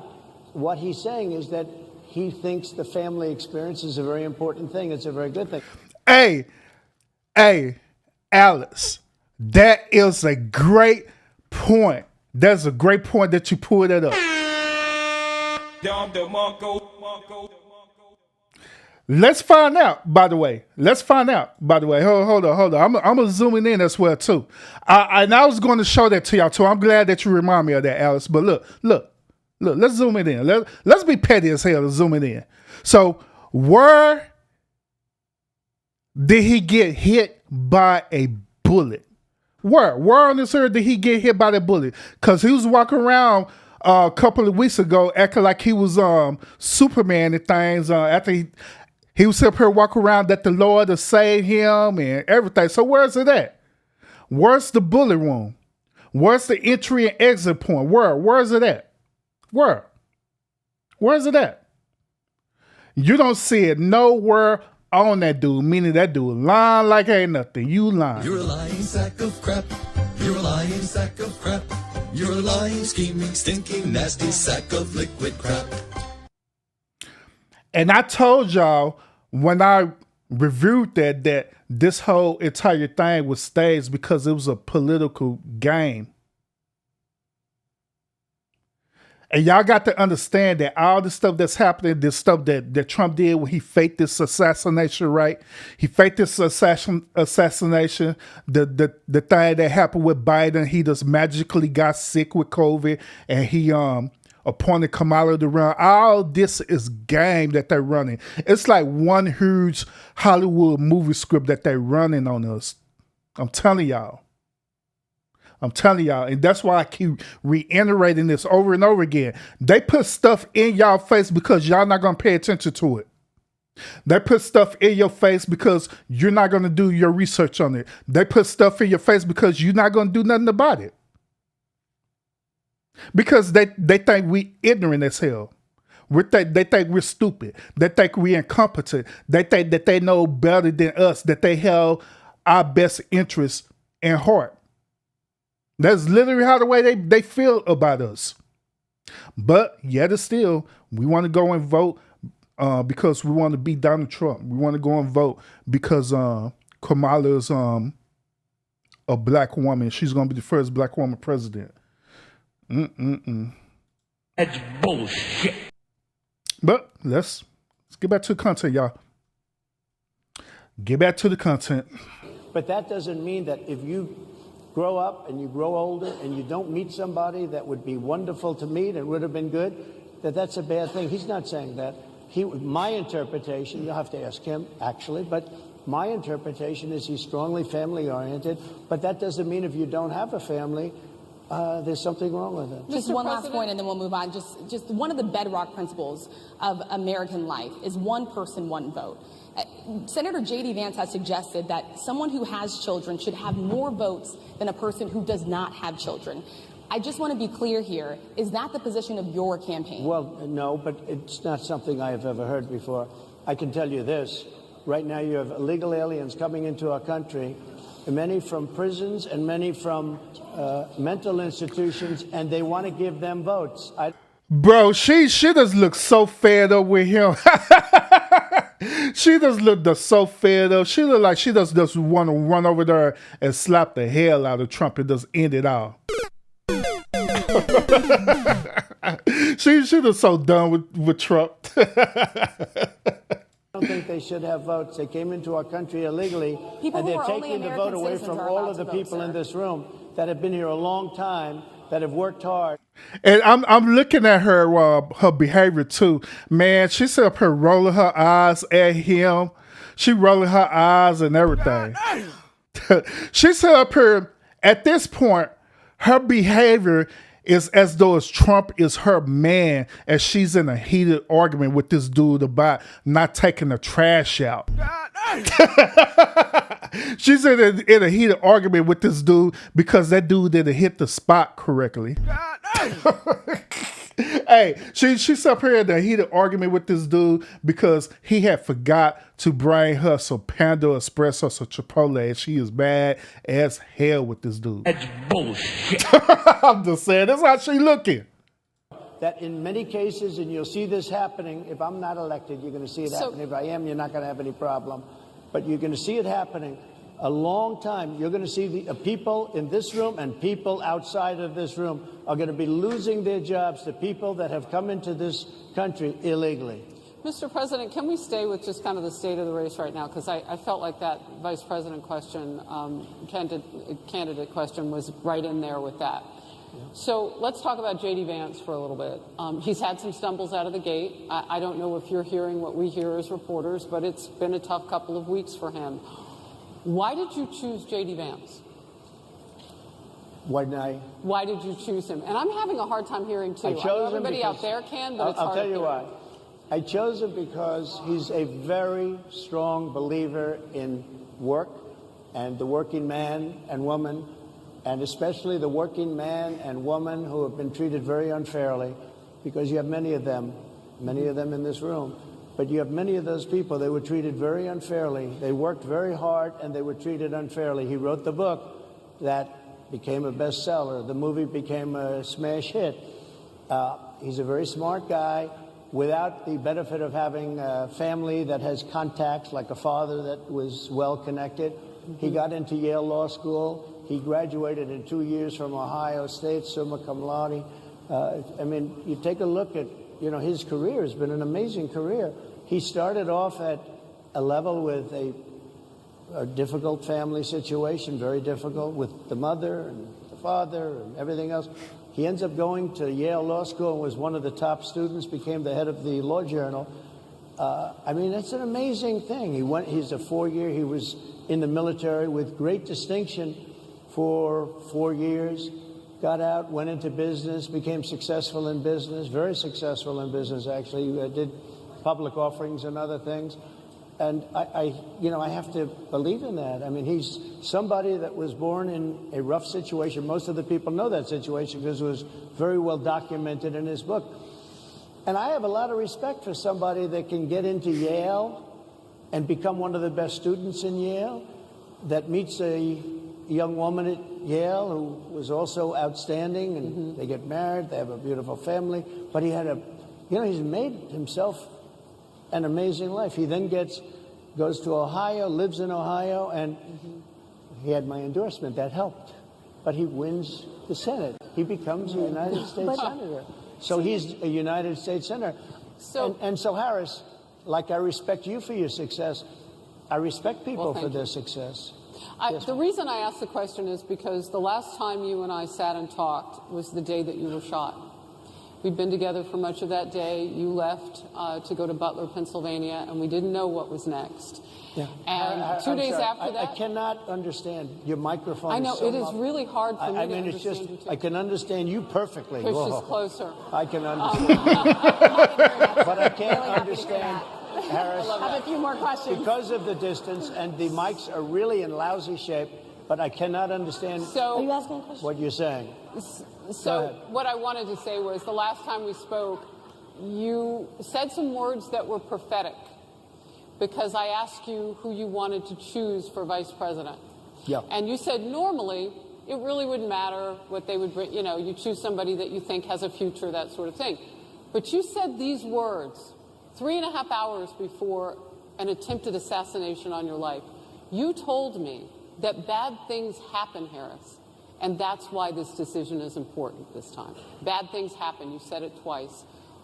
When you look at J.D. Vance, is he ready on day one? I'm very curious.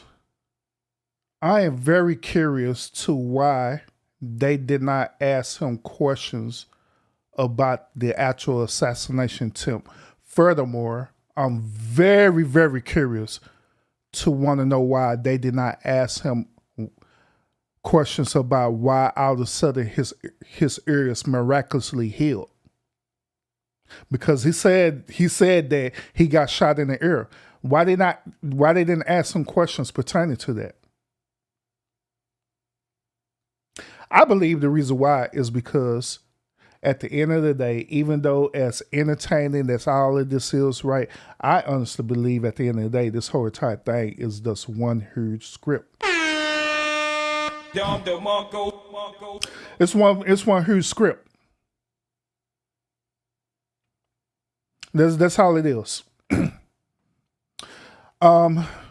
Those of y'all, y'all may know who I'm figuring to mention. Y'all may know her, or you may not know her. But there's a young woman who's a congresswoman right now. She's a congresswoman and she's part of the Democratic race. All right. She's the congresswoman of Texas. Her name is Jasmine Crockett. Okay. Now, a long time ago, I think almost probably like 4 to 5 years ago, probably a little longer than that, I had the honor or privilege of not only meeting Jasmine Crockett right in the city, but I also help assist her with her campaign back in the day, because back in the day, she was still running for the seat and stuff, you know what I'm saying? And so I actually helped with Congresswoman Crockett, helped to get her, me and a whole other team helped to get her to the seat where she is right now. I was campaigning for her. I was on the campaign trail with her. And to be honest with y'all, those of y'all how y'all know about Jasmine, right? Y'all know how she is in the House, right? Personally, Jasmine is actually a really, really cool, sweet woman, for real. She really is. She is really cool. She is really humble. Her mother is cool. Her father is cool. They are some really good people, for real. Kid you not. Kid you not. And so I had the chance of meeting them, talking to them and everything, you know what I'm saying? Matter of fact, right now, if I wanted to, I could call her up right now if I wanted to. But the reason why I'm bringing this up, because I find, the reason why I brought this up, because I remember overhearing a conversation one day that Jasmine was having with one of her PR team, right? The conversation was that she was getting ready, I think she was getting ready to do an interview with either CNN or MSNBC, well, where the case may be, right? And I overheard her asking, did they have the questions ready? You know, did they give her the questions that they was going to ask her? So meaning that she already knew what questions that they was going to ask her when she go on to that network, CNN, wherever it was that she was going on. She already knew the questions that they was going to ask her. And I found out that it is required for reporters and journalists to give the said political party members, or whoever it is, whether it's candidates run for presidency, whoever it is, right? It is required for them to give them the script or give them the questions before they do the show. Why am I mentioning this? The reason why I mention this is because it goes to my claim, or what I'm telling y'all right now, is that I believe that they gave Trump the script. They already gave him the script because they was required to do that. So he already knew the script. He already knew the questions that they was going to ask, and that's why he's reacting the way he was reacting. Hell, I wouldn't be a bit surprised if they did a quick dress rehearsal on this before they even did this whole retired thing. I wouldn't be a bit surprised at all. You know what I'm saying? I wouldn't. So this goes back to what I'm saying, why they didn't ask him about the assassination attempt, specifically about that attempt, and also ask him, how's his ear miraculously healed? The reason why is because I believe that if they would have asked that, there goes our script, it is going to get them in trouble. That's my perspective on that. Because other than that, if they were that caught up in not liking Trump, then would it be more logical for them to ask that question? Hell, that would be at my first, the moment at the very beginning where she was up here talking about, let's address the elephant in the room. If that was me, right, and I'm interviewing him, that would have been the very first thing I would have asked. It's about why your ears miraculously healed. Facts. That would have been the very first thing I would had addressed. But like I say, I honestly believe that this is scripted. This by me thinking about it and the questions that they're asking, right? He already knew the answers. He already knew to respond to it. That's why he never got caught up in none of them questions, because he already knew. He already knew what they was going to ask him. Y'all, even that, y'all put in Project 25, right? Why didn't they ask him questions about Project 25? Since that is a huge issue with Black Americans, not African Americans, but Black Americans. That's a huge issue right now. It's Project 25. Why they didn't ask questions about that? Because it's scripted. That's why. Does he what? Ready on day one, if he has to be. I've always had great respect for him. And for the other candidates, too. But I will say this, and I think this is well documented. Historically, the vice president, in terms of the election, does not have any impact. I mean, virtually no impact. You have 2 or 3 days where there's a lot of commotion as to who, like you're having it on the Democrat side, who it's going to be. And then that. Yeah, Barb, I honestly do. And just keep in mind, all of this is acting. I put it to you this way.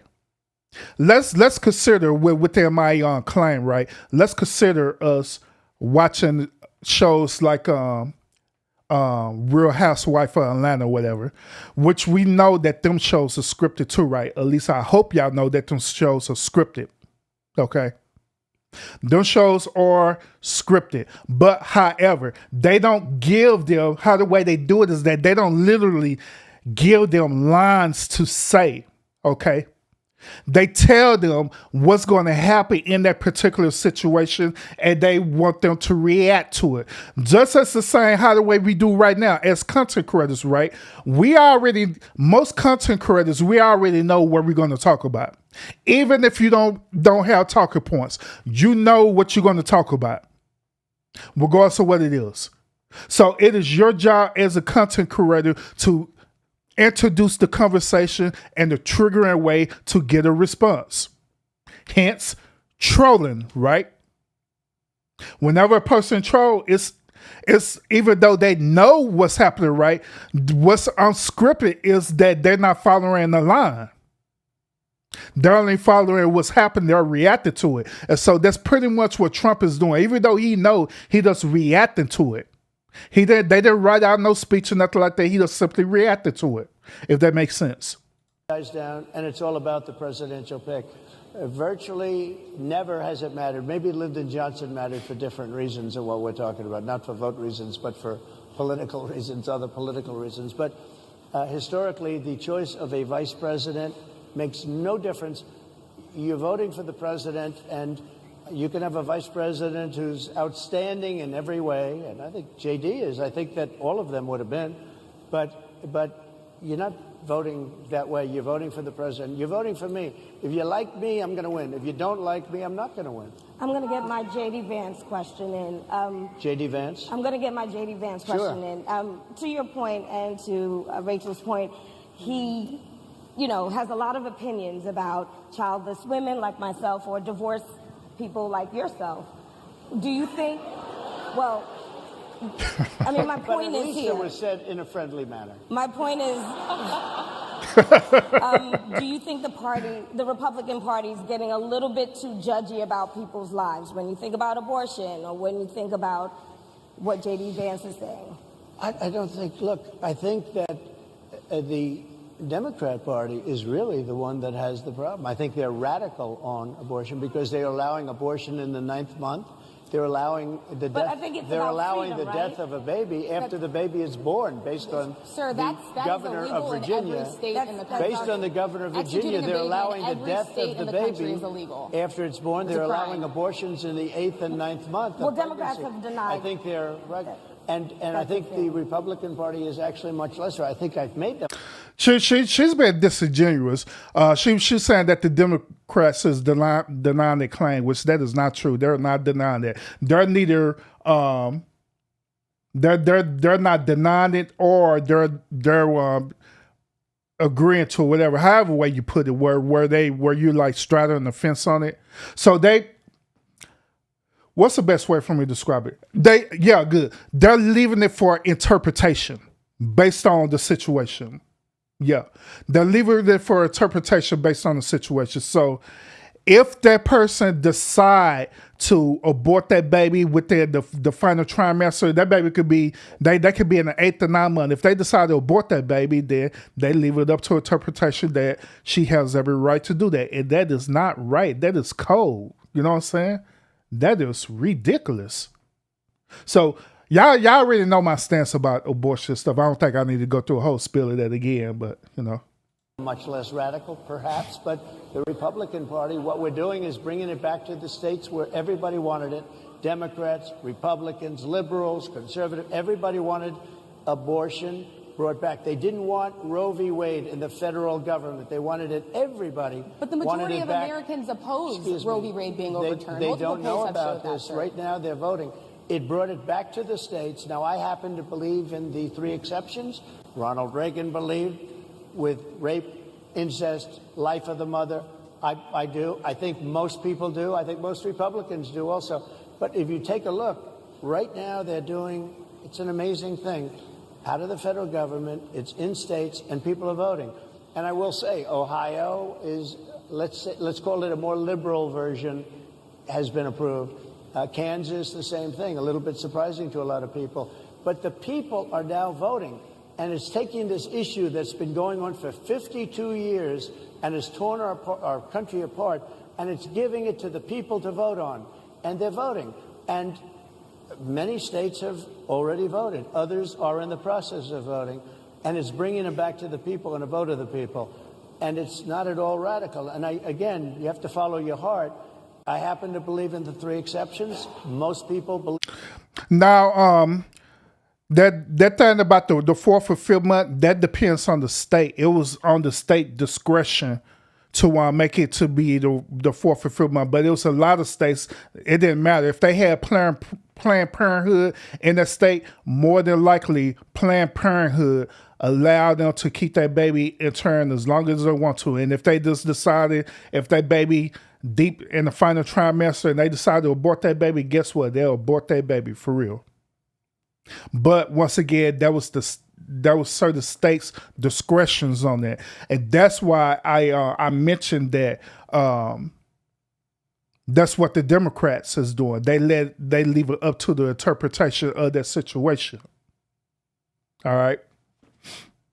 Believe in the 3 exceptions. Most Republicans believe in the exceptions, but they don't want to see an abortion in the 9th month or the 8th month. Almost everybody agrees to that. And they certainly don't want to see, in the case of the governor of Virginia, the former governor, I might add, who said, we set the baby aside and then we decide what to do. Meaning, what do? We execute the baby. That's a radical, horrible position. And some people want that. I don't want it. Most people don't. Thank you. Can I just pivot really quickly to another question about, you brought up health, Harris. You're an active man. We see you golfing all the time, but if you win, you'll still be president at 82, which is older than Biden is right now. But not mentally. Look, mentally. Here's the question. He's shot. But most people. Would you consider? Most people. I know many people in their 80s and their 90s that are in great shape. Some of our greatest leaders. You look at throughout the world history. The greatest leaders, some of the greatest leaders in the world were in their 80s. But here's the question. Would you consider stepping down if you felt that your health was declining? Or would you? Oh, absolutely. And who would make, I think I'd know. How would you make that decision? I think I'd know. Look, if I came onto a stage like this and I got treated so rudely as this woman treated me. Oh, my goodness. And I'm fine with it because she was very rude, sir. Very rude. That wasn't a question. She didn't ask. Hey, Trump just keep on throwing them shots. Trump is in a heavyweight fight with them. Trump in a heavyweight fight throwing them blows. Trump getting them. What? Question. She gave a statement. That wasn't a question. I repeated your statement, sir, actually. You said you would. You would. Oh, make that absolutely. decision If I to step thought down. that I was failing in some way, I want people to be sharp. I'll go a step further. I want anybody running for president to take an aptitude test, to take a cognitive test. I think it's a great idea. And I took 2 of them and I aced them. Well, I took 2 of them. But let me ask you. Yeah. I would like to have people running for president, and I don't mean because they're 75 or 85. I think anybody running, I'd like to do it. People say it's not constitutional. I would like to have something passed where you can do it. I think we should know. I mean, I've watched what's happened in the last couple of years under this gentleman, and our country is a mess. We have inflation. We have the millions of people falling in. We have Afghanistan, which was the worst, most embarrassing moment in the history of our country. What he has done to our country, and her too, what they've done to our country. She has been a horrible vice president. She's considered the worst vice president in the history of our country. Don't mean to interrupt you, but would you consider taking the cognitive test? Mr. President, I would love to and do make it. it public. Well, I've already taken 2 of them, but I'll do it again. Mr. President, how do you intend to... I suggested, Harris, that let's take one. I said, Joe and I will go and take a cognitive test. Now, I'd do it with her, too. I would do it with her also. You know what? She failed her law exam. She didn't pass her law exam, so maybe she wouldn't pass the cognitive test. Mr. President, Are you saying she wouldn't pass? Dang, Trump, To be clear, you don't. dang, Trump keep on with the shade. Trump is just like, man, I'm just supposed to get all my blows in for real. What? how do you intend, She didn't pass her bar exam, and she didn't think she would pass it, and she didn't think she was going to ever pass it. And I don't know what happened. Maybe she passed it. She did pass it. There's a man over here. I think he must work for her. Mr. President, I would love to ask you about January 6th. You've called yourself the candidate of law and order. Yeah. When Time Magazine asked you if you would consider pardoning all the rioters, you said, yes, absolutely. Sure. You called them patriots. 140 police officers were assaulted that day. Their injuries included broken bones. At least one officer lost an eye. One had 2 cracked ribs, 2 smashed spinal discs. Another had a stroke. Were the people who assaulted those 140 officers, including those I just mentioned, patriots who deserve pardons? Well, let me bring it back to modern day. Like about 5 days ago, we had an attack on the Capitol, a horrible attack on the Capitol. You saw the people that were protesting and spraying these incredible monuments, bells, lions, all these magnificent limestone and granite with red paint, red spray paint that will never actually come off, especially in the limestone. It will never, I'm a builder, I know about this stuff. It'll never, you'll see it in 100 years from now. They viciously attacked our government. They fought with police. They fought with them much more openly than I saw on January 6th. What's going to happen to those people? What's going to happen to the people in Portland that destroyed that city? But sir, my question is on those. What's going to happen to my the people that tried to question is on those rioters who assaulted officers. You have to would ask, you pardon what's those going to people? happen? Oh, absolutely, I would. You would pardon those. If they're innocent, I would pardon them. They've been convicted. And by the way, the Supreme Court just well, they were convicted by a very tough system. They were. How come the people that tried to? Hey, I ain't lying, y'all. This whole debate is like being on a YouTube panel for real.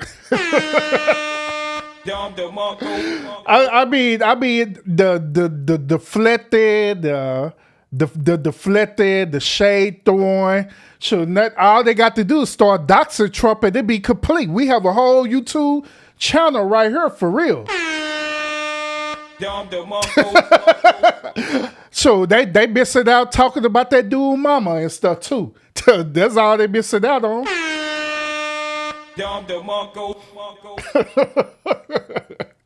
Burned down Minneapolis. How come the people that took over a large percentage of Seattle, how come nothing happened to them? How come the people But sir, we're talking about people that were seen beating officers with flagpoles, dragging them down the stairs. They're on video. Have you seen that video, sir? Oh, really? Well, you would pardon those rioters? They shot a young lady in the face who was protesting. They shot her in the face. You know, nobody died that day. You do know that. But people died in Seattle. Nobody died, but people died in Minneapolis. You know people died in Minneapolis. And nothing.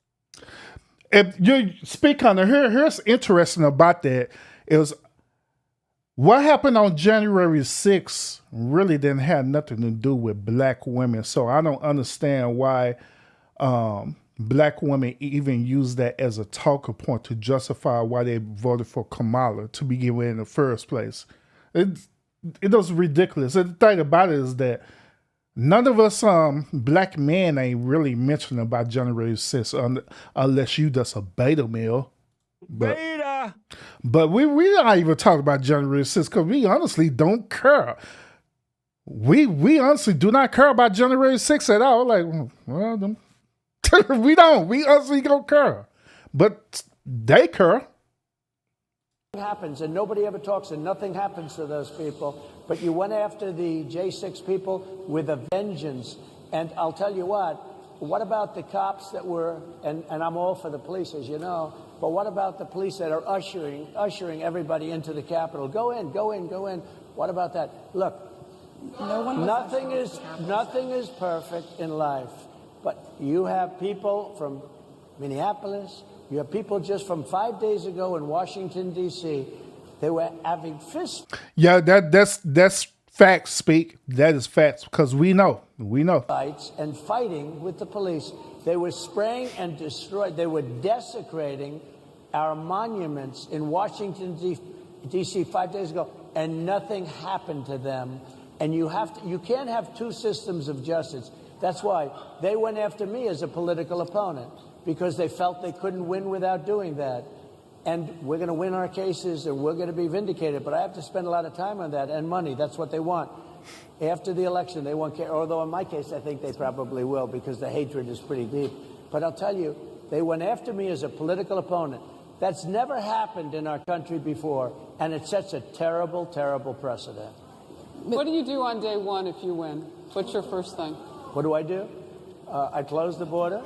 And I do two things, because I can do a lot of things simultaneously. I close the border. We don't want people coming in. We want people to come in, Harris, but they have to be vetted. They have to be checked. They have to come in legally. I want people to come into our country, but they have to be vetted. They have to be checked.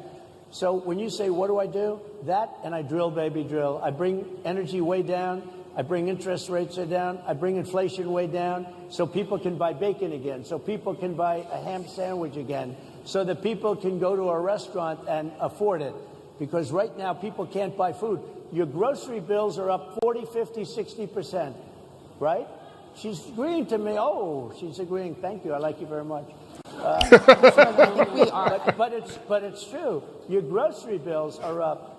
And then they're mandating that you buy an all-electric car. You know, Elon Musk endorsed me, and he's a friend of mine. He's a good guy. He's a smart guy. But I'm against everybody having an electric car, okay? I'm very much against that. You have to be able to, if you want a hybrid or if you want a gasoline-propelled car. But, you know, we have more liquid gold, gasoline, oil, under our feet than any other country. More than Saudi Arabia, more than Russia, more than any other country. I want to use it. I want to use what we have. I want to bring down prices, bring down costs. And I also have to stop the invasion. And remember, they're taking your jobs. These people coming in are taking your jobs. Project 2025. I think we have to leave it there by the Trump team. All right. So leave it. That is the last word. Thank you so much.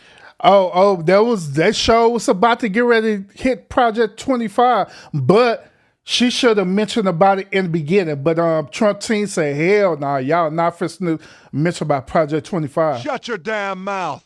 That's exactly what Trump team said. Said, shut up. Shut your damn mouth. We're done.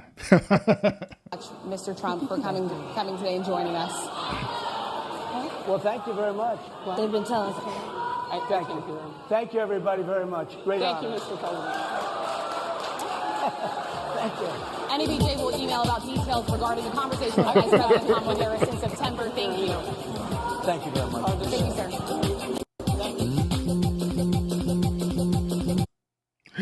So that is the end of this conversation. So overall, what do y'all think about this conversation, this whole entire situation here? What do y'all think about it? Y'all think Trump did a phenomenal job on this conversation, or what? Or do y'all think that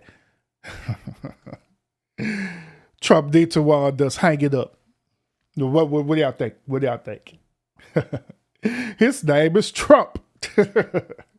All right, so real quick, this is but we've been streaming for like 2 hours. So salute to y'all. Appreciate y'all hanging out with me late at night. I wanted to do this one last thing too, because I am curious about this. Now, earlier in the stream and actually throughout the whole entire stream, I keep reiterating to y'all over and over again the importance about not only voting, but I keep reiterating to y'all that you need to vote for the right reasons. Don't be trying to vote because your feelings and emotions, how the way you feel about a person or anything like that. You know what I'm saying? Keep reiterating that over and over again. So this is what I want to do for the last segment of the stream. I want to find out if you were to become president of the United States, what would you change? What would be the very first thing that you change if you become president of the United States? And I'm gonna do something. I'm gonna do something nice for y'all. Normally, I want to hear y'all response on this, but I'm actually going to drop the link, and I'm gonna invite y'all to come up if you want to come up real quick and explain to me. Now, the conversation is only, when I invite you up, the conversation is only, what would you do if you become president of the United States? What would you change? What would be the very first thing that you change? And that's going to be the conversation, all right? We're not going to talk about the video, because we talk about the video, we'll be up all night doing that, and I ain't trying to do that, okay? So if you become president, what would be your first thing? What would be your first policy? What would you enforce? So I'm getting ready to drop this on link for y'all, and y'all can want to come up and you can want to explain to me what exactly you would do. Okay, I'm gonna drop my StreamYard link. Okay, because I've been having problems with my Zoom link. Zoom been kind of tripping lately, y'all. I don't know why, but you know, it is what it is. But that's why I always have StreamYard as a backup. So. But yeah, I'm gonna drop this on this StreamYard link, and y'all can want to come up and y'all explain to me, what would you do if you become president? I'm definitely going to let y'all know what I would do if I become president. But give me a few seconds. Let me fix this real quick. Let me fix this real quick. Like, do that. All right, there you go. I got the link dropped right there. Those of y'all who want to come up and have a brief conversation with me, by all means. And y'all know good way, I don't do no damn panel, so don't be trying to come up here thinking you're going to have a panel going. It's not. One at a time, people. One at a time. But yeah, I want to hear y'all perspective on this. I want to know, if you were to become president, what would you do? What would you do? Speak, salute, welcome. Can you hear me okay? Yeah, I can hear you good. Go ahead. Oh, okay, cool. So the first thing I would do if I were the president is like he said, you got to close the border off, because that's a leaky faucet that's run its course. You got to fix that first. Mm-hmm. Then, like you said, you gotta start pumping. Do you know there's a diagram on Twitter? I have to find the link for you. We pull as much oil out of the ground almost as Saudi Arabia, but yet we're stuck over there giving them money and using their reserves and making that country rich, mm-hmm. and not using our own reserves. Like, I don't know if you ever watched the document. It was by Spike Lee, called "When the Levees Break," talking about Hurricane Katrina. I heard about it, but I didn't get a chance to watch it. Now you mentioned about it, I'll not go watch it. Yeah, because they talked about how Louisiana has all these offshore oil rigs out there in the ocean, and they put them out just far enough to where the state doesn't get any of the money off of what they pull out of the ground out there off the coast. So they put it out just far enough to where Louisiana can't get any of that money. And if you know anything about Louisiana is a poor state. Yeah, facts. They could be living like the people in Saudi Arabia, be living, if they actually got anything off of the oil that's being pulled out of the ground.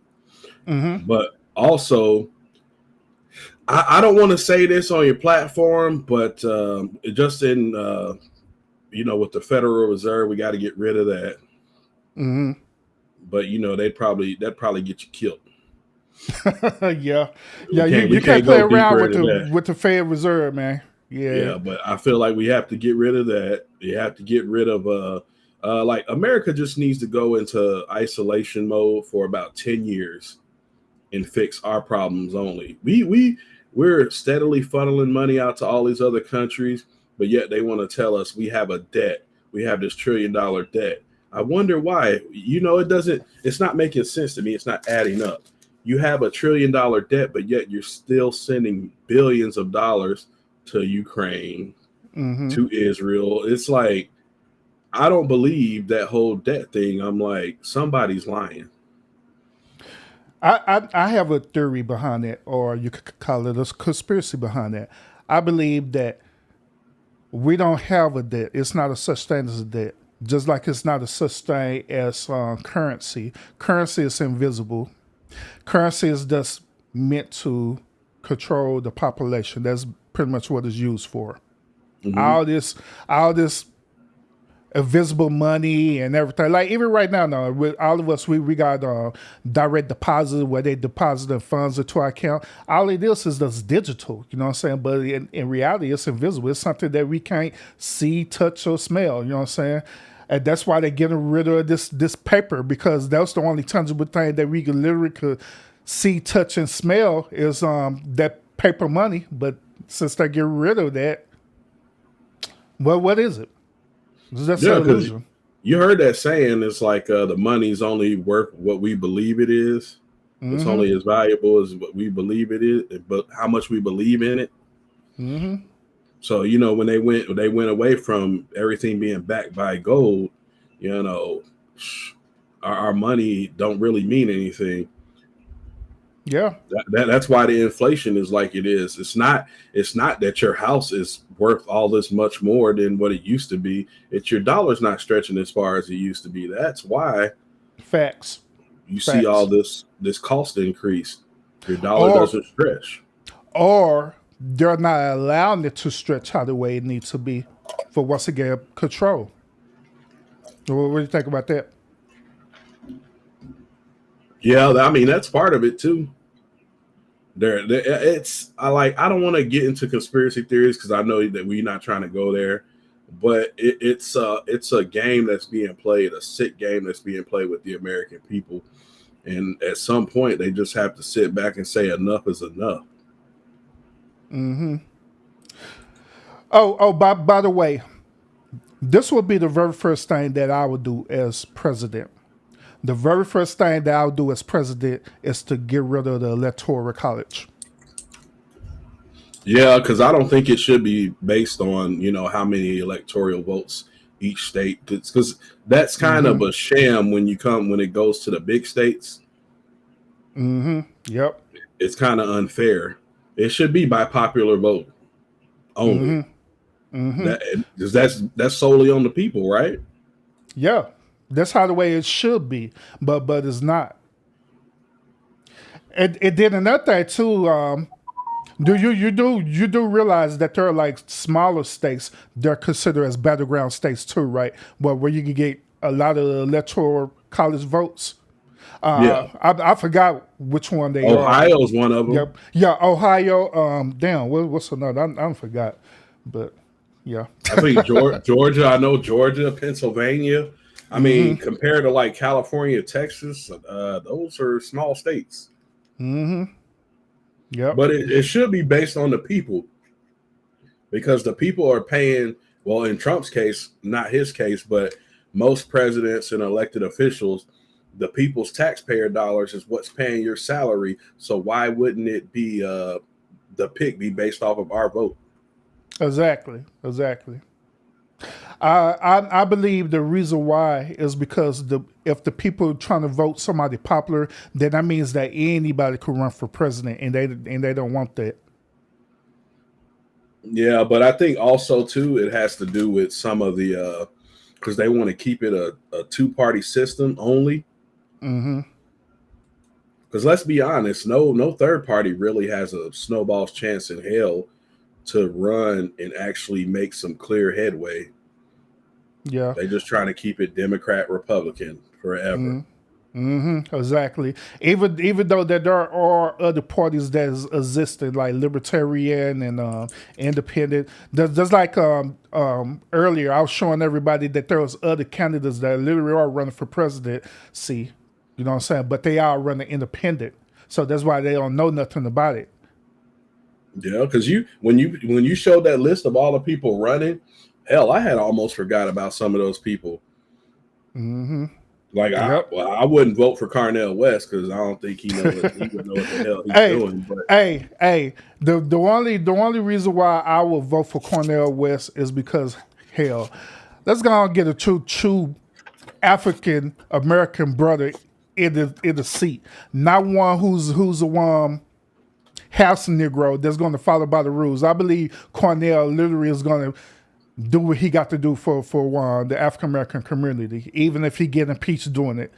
That's the only reason why I'm saying it. But other than that, I don't know if overall he'll be a best fit for America. You know what I'm saying? But for us African Americans, yeah, he would. You know, as soon as he start passing stuff for black folks, they gonna get him up out of here.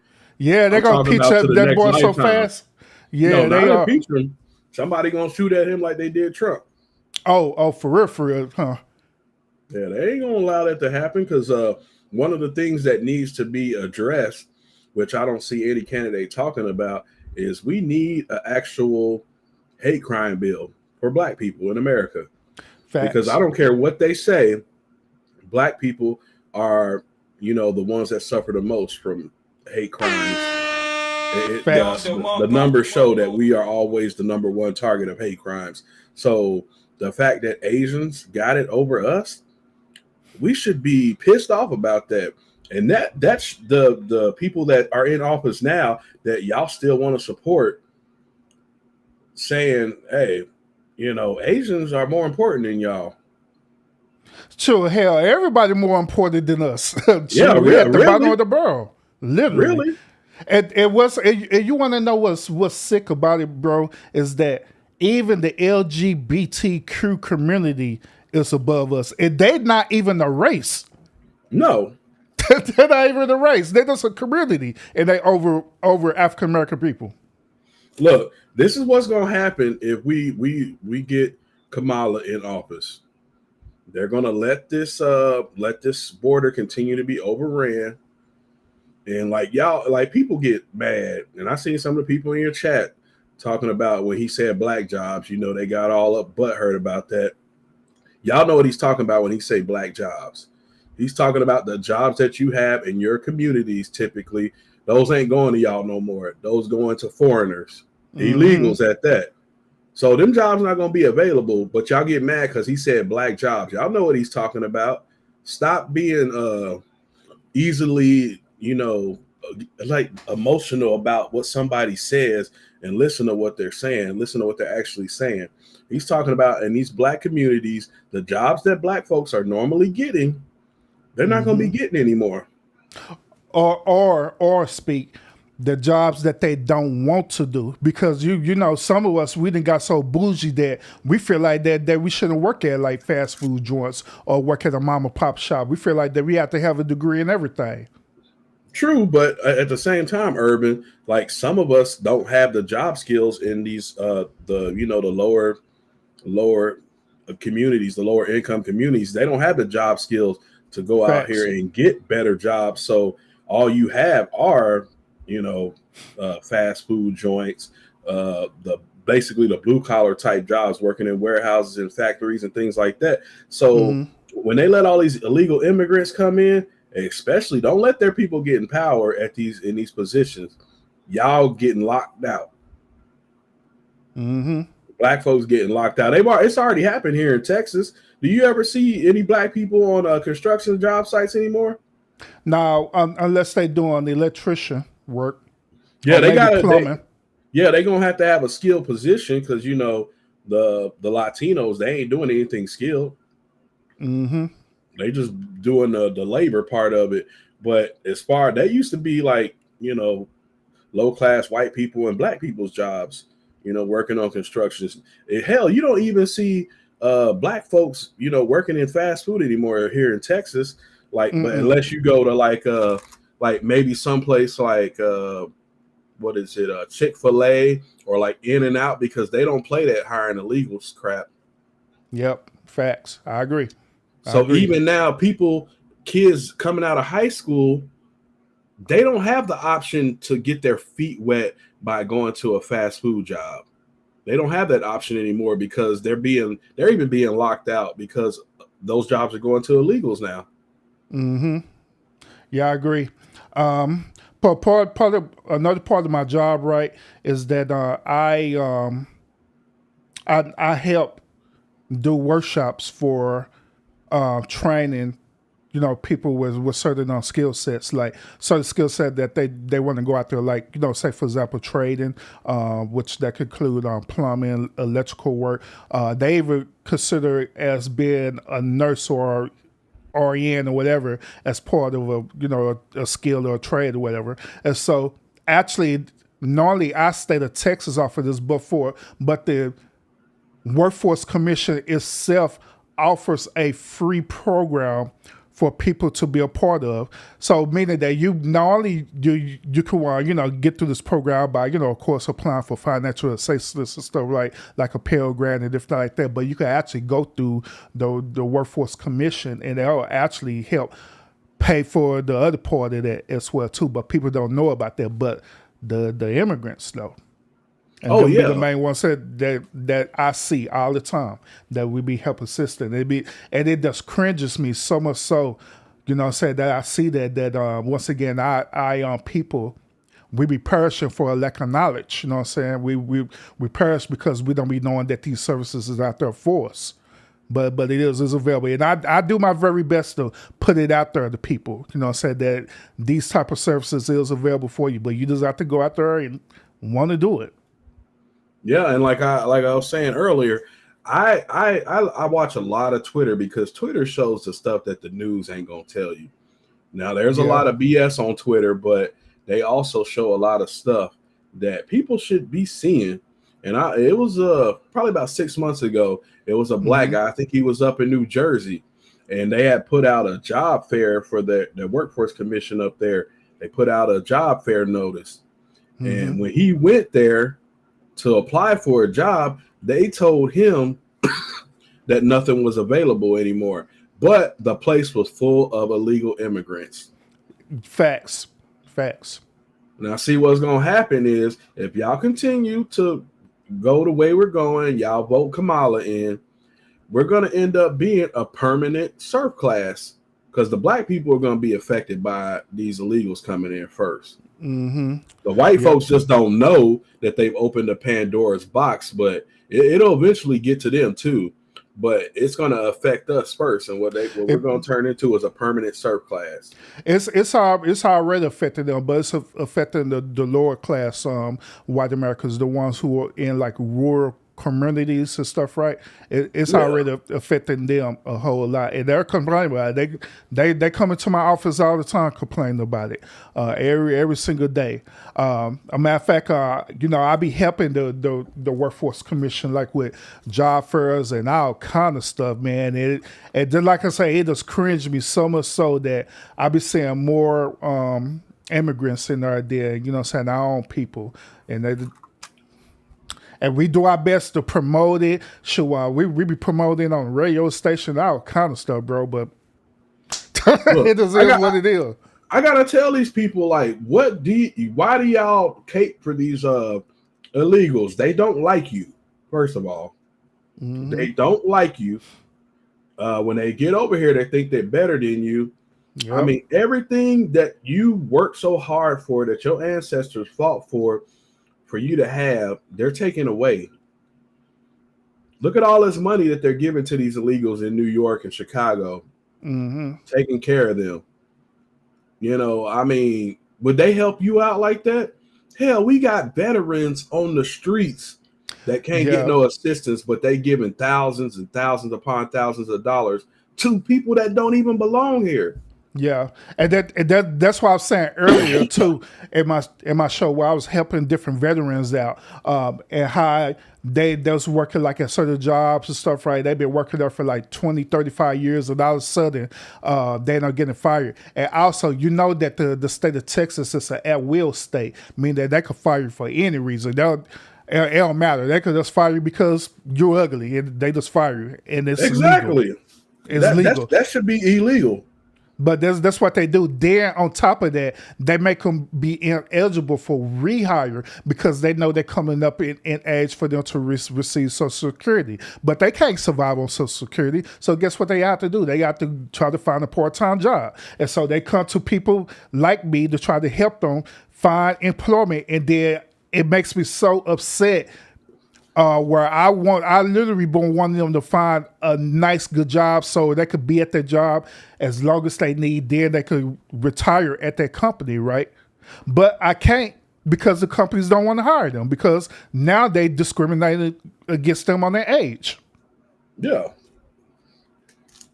Look, and you know, I hate to attack the chat, but some of these comments, I was like, this is why I feel like the black community is cooked, because some of the comments I see in here, y'all making excuses for why y'all should keep doing things the way that y'all been doing, and it saddens me. It really does. Yeah, it's pretty interesting. I mean, but it's true. They'll sit here and be like, oh, we need to protect women's reproductive rights. Come on now, that's not a major issue we worried about. A lot of y'all need to stop using damn, Planned Parenthood as a contraception device. Stop laying up here doing all this sexual stuff and expecting Planned Parenthood to bail you out. Be better about yourself, protect yourself, that type of stuff. They don't want to do that, man. They want to sit here and have the right to abort babies. That's all they want. Mm-hmm. It's disgusting, man. Our community is cooked because they don't want to hear the harsh truth about themselves. That's the problem. They talking about, oh, well, it's what was one of these comments? They're not my issue. They're not running for president. You had Donald Trump for 4 years. I didn't hear nobody complaining about Donald Trump the first 4 years we had him. Mm-hmm. It took literally C-19 to mess up his legacy. Mm-hmm. Before that, it was running smooth. No foreign wars. We weren't involved in a whole bunch of foreign BS. The economy was good.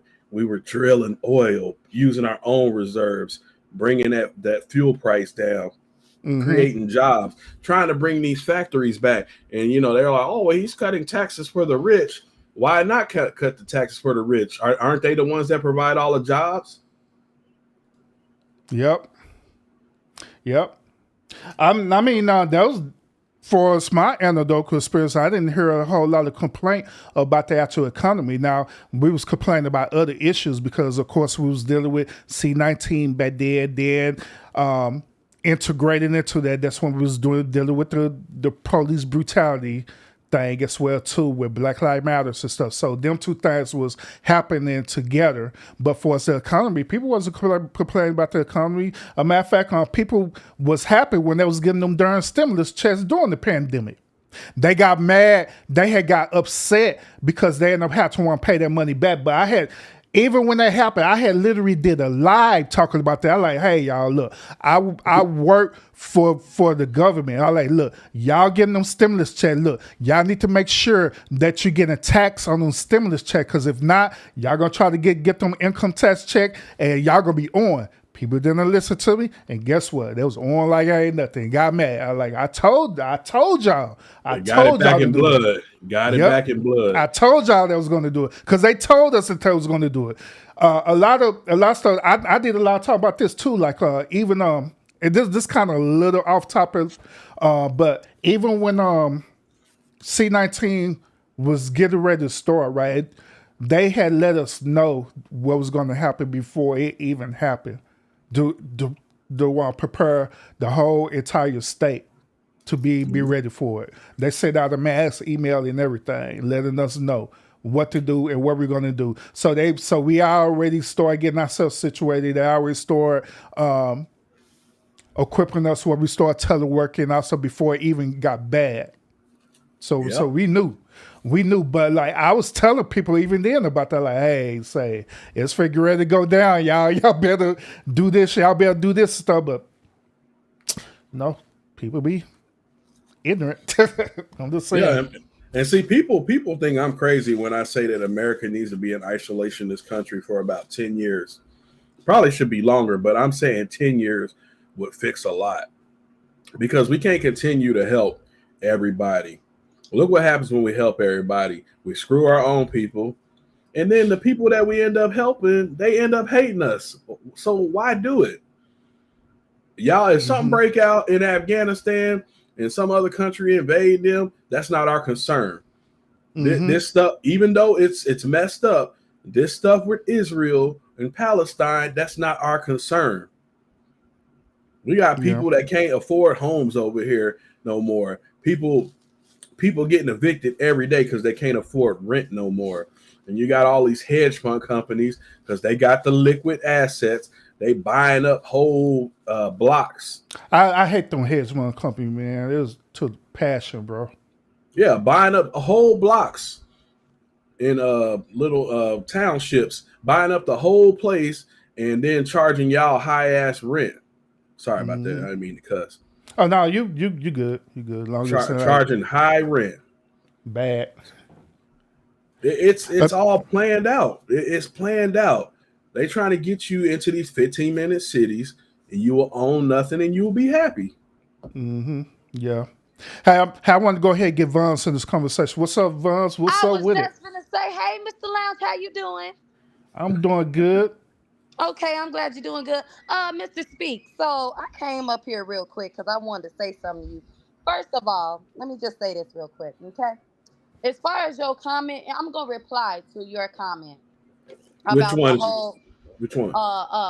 Using parent parenthood and all this other kind of stuff. You know, I don't really know you like that, and that's cool and all, but I would like to say something. I personally have 4 children, okay, with my husband, okay, and nobody else. I've never been in a Planned Parenthood, not even for birth control, because I have a doctor for that when I was on birth control, right?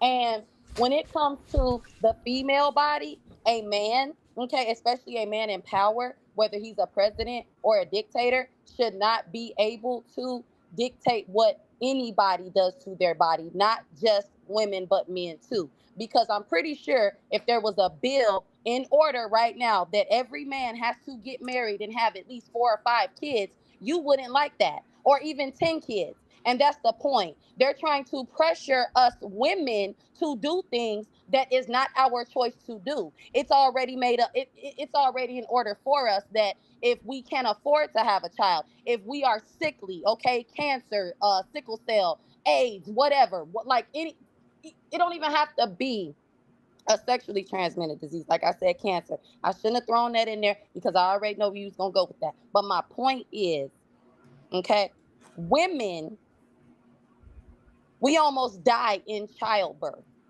Okay, I've had 4 kids, so that's 4 times I've almost seen death. Okay, that's the closest a woman gets to death. If a woman chooses not to share her body with another person, whether she laid down and did it on purpose, on accident, wrong birth control, bad condom, that is her choice. Just like you don't want to be told that you have to have children either. Now, I don't know if you have children. I don't care if you don't want children. I don't care if you do want children. The fact is, Mr. Lounge, you too, I'm talking to you too, you have however many kids you have. If there was a bill in order telling you you had to have more and you did not want to have more children, I am pretty sure both of y'all would feel how us females feel. No, that's not right. We don't want to do that. And that's all I got to say. So, Ms. Vaughn, can I ask you a question? Hello? Oh, she went on mute, but she hear you. Okay, so here's the thing. I get where she's coming from, and I'm not sitting here saying that a man has control over what you decide to do with your body. And if you don't want to have a kid, that's your choice. Fine, so be it. But let's keep it honest. The majority of women who are out here having abortions are using it as a way of using contraception instead of protecting themselves. Y'all have like over 30 plus different deals to keep yourselves from getting pregnant. So why are you using abortions? Like, I don't understand it. Like, the smallest majority of women getting abortions are women who have been raped, women who, if they go full term with the baby, it could possibly kill them. Those are the smallest minority of reasons why women are getting abortions. Most of these women are using it because they're careless with Ava JJ. It just is what it is. And I mean, y'all can talk about y'all's productive rights all y'all want, but what about the man? Like, y'all don't even care about what the man say. Let's say, for instance, you want to keep the child. You don't, or let's put it this way. Let's say, for instance, you don't want the child, but the man wants the child. He has no choice in that, and vice versa. So how is that even fair? But for y'all to sit up here and be like, oh, the man shouldn't control y'all rights. Look, since Roe v. Wade, you know how many black babies have been aborted? 20 million. Over 20 million. So that tells me right there, we're doing it at a high discrepancy. And they led y'all to believe that was okay. I'm not gonna believe that, because You don't before believe that? No, I'm gonna tell you why. I'm only gonna tell you why. Because before that whole Roe versus Wade thing, it was a fact that white women had more abortions than black. Now, I don't know what happened then, but if you ask me, I think it's one of them plays that the government be playing on to prove their point of, see, this is why we need abortion. Because from what I remember, what I saw for myself, white women were having more abortions and more black babies were being born. And the white government had a problem. Well, I mean, the white people had a problem with that because we were outnumbering them. Now, back to the whole women are using abortions as contraception and blah, blah, blah. How do you know that? And I'm going to ask you this too. How can you use the whole, a woman women keep their babies, they don't even ask the man, or if they want to get rid of the baby, that all of those are personal choices. You got, even though when it comes to certain situations like a husband and a wife, but if the two aren't married and the man wants to keep the baby and the woman doesn't, that's still her choice, and that's his right to not want his child to be aborted. Now, they can come up with some other shit, whatever other shit they want to come up with that. But grouping all women as a whole, color, black, white, young, old, that we should not have abortions, I don't think that's right. I do think, however, they should come up with better plans, okay, that have nothing to do with people and their and their rights, their human rights and their own personal choices. Anything personal. You know how they have the difference between church and state? They always say we can't do the church and state. That falls under church and state and all of that. That's how personal, like, the government should already, in my opinion, it should be common sense that trying to keep people women from having abortions, to me, it should be common sense that that's not even okay. Like, it shouldn't even be a discussion right now. Well, it really shouldn't be a discussion. Speak. Before you do your rebuttal, first of all, I believe that this is a really good debate. Vaughn, she do have a really good stance, and you have a really good stance as well too. I'll speak on it, so salute on that as well too. But I want to just throw this out here that I'm gonna let speak on and come back with his rebuttal. Okay, Vance. You mentioned earlier about the white women. The reason why that is so is because that happened during the first and second wave of the feminist movement. Back in that time, white women were having babies, but at the same time, black women were only having babies with their said husbands or their slave husbands at that time. And on top of that, right, during slavery, let's keep it real, during slavery, the slave master was keeping them same women from having black children because they didn't want to be overpopulated. So guess what they ended up doing? They went into the second and third wave of the feminist movement, and they ended up creating abortions. They ended up getting black women part of they said movement of that. Okay, so I just wanted to throw that out there for you. All right, but continue to speak on it. Oh yeah, they definitely with that, Urban, they took on, like, the white women created that whole feminist movement, but you black women took it to a whole other degree. And if you don't believe that that's our number one problem in our community is abortion, then you got stuff twisted, because how we've been sitting at 13% of the population for 60 plus years. And You do know you don't see Planned Parenthood in predominantly white neighborhoods, like middle upper class neighborhoods. There's no such thing as Planned Parenthood. That's only in poor communities.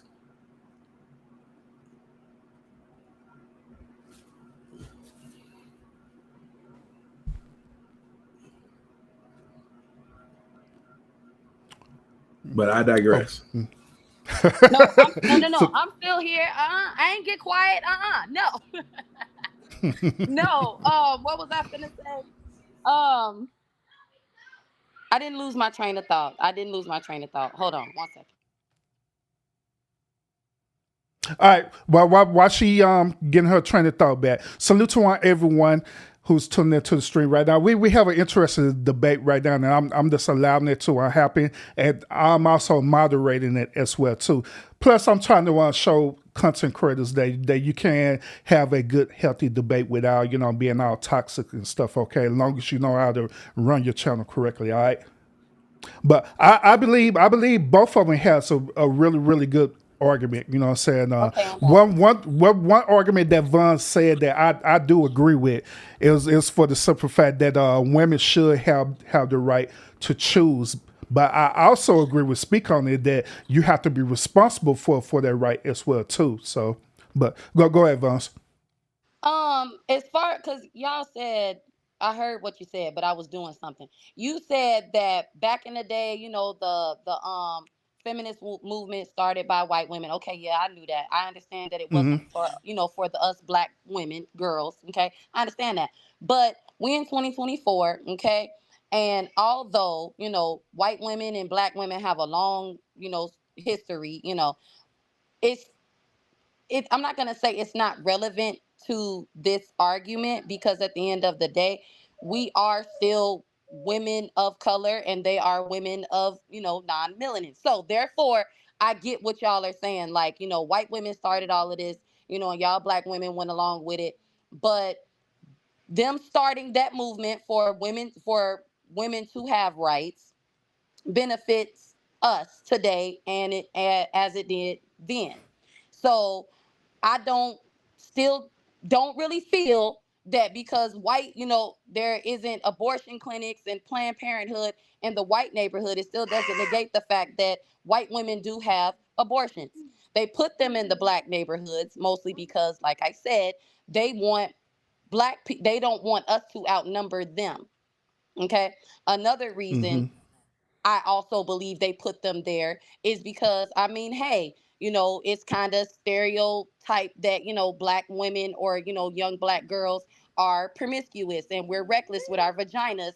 And, it's that, it's right there on the corner, easy access. But what we not finna do is as black people, all three of us on this panel is believe that scenario just because we only see our people. And I'm not speaking for y'all, but me personally, I live in a multicultural neighborhood and I always have lived in multicultural neighborhoods, even as a child growing up. So I've seen ratchet white women. I've seen ratchet Mexican women. Okay, the Indian girls that want to be down and, try to copy off us and all this other kind of stuff. So I don't believe that only black women and that black women are the lowest on the totem pole and we're just reckless beings because we're not. A lot and a lot of us, myself, are married. Okay, no shade to nobody who ain't, but we are Mm-hmm. married and we do have multiple children with one person, and it's not unheard of, and it is very much so. Thank God for social media. White women on here crying about their baby daddies, how fucked up. Oh, excuse me, Mr. Loud. How messed up their husbands are. Okay, Mm-hmm. how they can't find a good man just as much as black women. So I had to rebuttal on that. Now, to be fair, Vance, you're the one who brought up white women into this argument. You do understand that, right? Oh So yeah, so yeah, yeah, that's yeah. so that's why we rebutting back based on white women, and that's the reason why I made my rebuttal talking about the feminist movement. Well, one other thing that I want you and everybody who's watching the stream to understand too is that also back during the time during the Jim Crow era and all the stuff, right? You do understand that the black family was powerful back then. They never in a million years thought about aborting none of their children. Well, when they got pregnant, both parents took on their responsibility to take care of their children. And to top it off, they was in poor and horrible conditions to do that. So I find that interesting that where we're living in a modern day time where we're no longer living in that type of extreme slavery, where we still complain and talk about that, hey, we're living in poor conditions so we could barely take care of our children, when our ancestors did it easily. You know what I'm saying? And they was in worse conditions than where we was living in. But Mr. Lounge, I feel y'all failed to remember the circumstances for the women in those times and the things that the women had to endure. And I'm not saying all Black families had this issue, but never mind. We going off. Look, I'm gonna just say this, okay? It is our right. It is our right because one thing You're going back with your original argument, huh? No. Because I'm gonna keep it real with you. Jim and I have this conversation a lot, right? And I've noticed that men, and don't get me wrong, I do understand why men are against feminists and the whole movement. I get it, because that means we're gonna lose our wives, we're gonna lose our lineage. We're not gonna be men. You know what I'm saying? I get it, but I think there is a lack of I'm gonna use the word empathy, and I may not be using that word right, but I think there's a lack of empathy for like really the stuff that our grandmothers really went through, because they didn't complain, right? Well, I'm gonna speak from my grandparent. My grandmothers, they didn't complain. Okay, it wasn't until my grandfather really died that I heard my grandma's side of the story, and it was like, girl, what? So I think with men, y'all are so used to seeing women be strong and enduring a lot. And when you see the new age women being more vocal and having all these feelings and emotions, and they want to be powerful and they want to be somebody and not just somebody's wife and, maid, I think it makes y'all think like, what? But my mama, my grandma, and it's like, but they didn't complain. They didn't show y'all that side of them. So you're going to see that from your wife. You're going to see that from women on social media, because social media is where everybody talks about their problems now. You get what I'm saying? So it's like, I think men don't really understand it because of the fear of losing that partnership, that, like I said, their lineage, their children. Okay. I can't have no children, strong Black woman, women empowerment. That's what I believe. That's my own personal opinion. Vaughn, can I tell you something real quick? I don't know. What you finna say? No. First of all, I want to commend you because you're married and all your kids are by the same dad. That right there, I give you props on. Because a lot of our women in our community at this time, right here and now, got 3-4 baby daddies and all these kids by these different baby daddies, and that's not cool whatsoever. So I want to commend you on that. But you have to sit here, and I see people in the chat saying, "Oh, before Roe v. Wade, women were, dying because they were trying to have self-induced abortions." Now, we know for a fact that anytime that you ladies possibly, when y'all have y'all kids, it's a possibility that things can go wrong, especially back then, because the technology was just not as good as it is today. But we have to address the issue here. We are sitting at 13% of the population for 60 plus years. And the numbers show that we have aborted over 20 million Black babies. Hell, Latinos have a bigger population than us in the United States now. And y'all think white people is racist? Just wait till they get a little power. They already showing you how they roll in California. Yeah, we can hear you. Yeah, we can hear you, but hello, Joyce. Let him finish his point, okay? Okay. We already see how they roll when they get power. based on if you look at what's going on in Southern California, how they roll. All I'm saying is yeah, if it's going to affect you, possibly killing you by going full term with a baby, if you got grape, I don't expect any woman to keep a baby of their grapists. Of course not. But we know by the numbers have shown those are the smallest percentages of people having abortions. These women are having abortions as a form of contraception. It just is what it is for whatever reason. But I'm not going to sit here and just say, oh, well, yeah, anytime y'all have a kid, there's a possible risk in that. That's just is what it is. You know what? I don't. I hope. Did I just cut you off? No, you good. You good. Go Okay. ahead. I see Joyce Wallace. Okay, so I'm gonna say hold on. No, it's Joy. Okay, give me 1 second. I have a question. Do we know that all 20 million of them abortions, right? Wait, I started that question off wrong. Have y'all ever heard of Edwards disease? Yeah, I have. Okay, so my sister-in-law was full term with a child that had Edwards disease.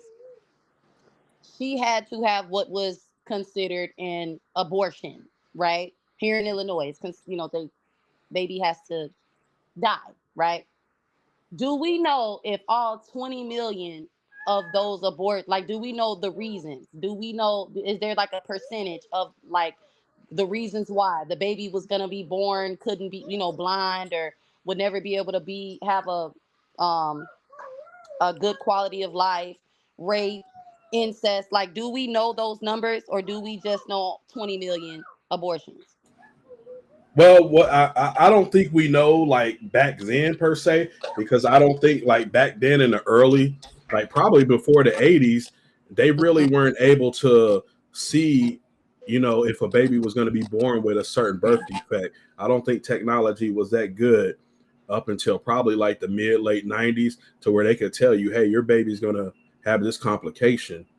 You just went through with the term and So you this found out. 20 million is over a decade, like over how Yeah, many? this is since Roe v. Wade was passed. Okay. So since when was that? 1960, Urban? Yeah, it's around about 60. Yeah, so since 1960 up until now, over 20 million. But Mm-hmm. they do know the percentages of women who have had abortions due to being raped, or it was going to kill them if they went full term. Like there was going to be is a possibility that they might have to die. Now I don't know if they ever said anything as far as this amount of women have aborted babies because there was going to be a possible birth defect. They never put that stat in there. Okay, so I have a question. Do we have the numbers for at least the last 20 years, the last 40 years? Because you went all the way back to the 60s. Like, I'm trying to see what's the numbers as of The recently. road was passed in 1973. Someone, I think Alice wrote that down, typed that in. I can't see the chat up here. It's 1973. I think that says. I got two questions.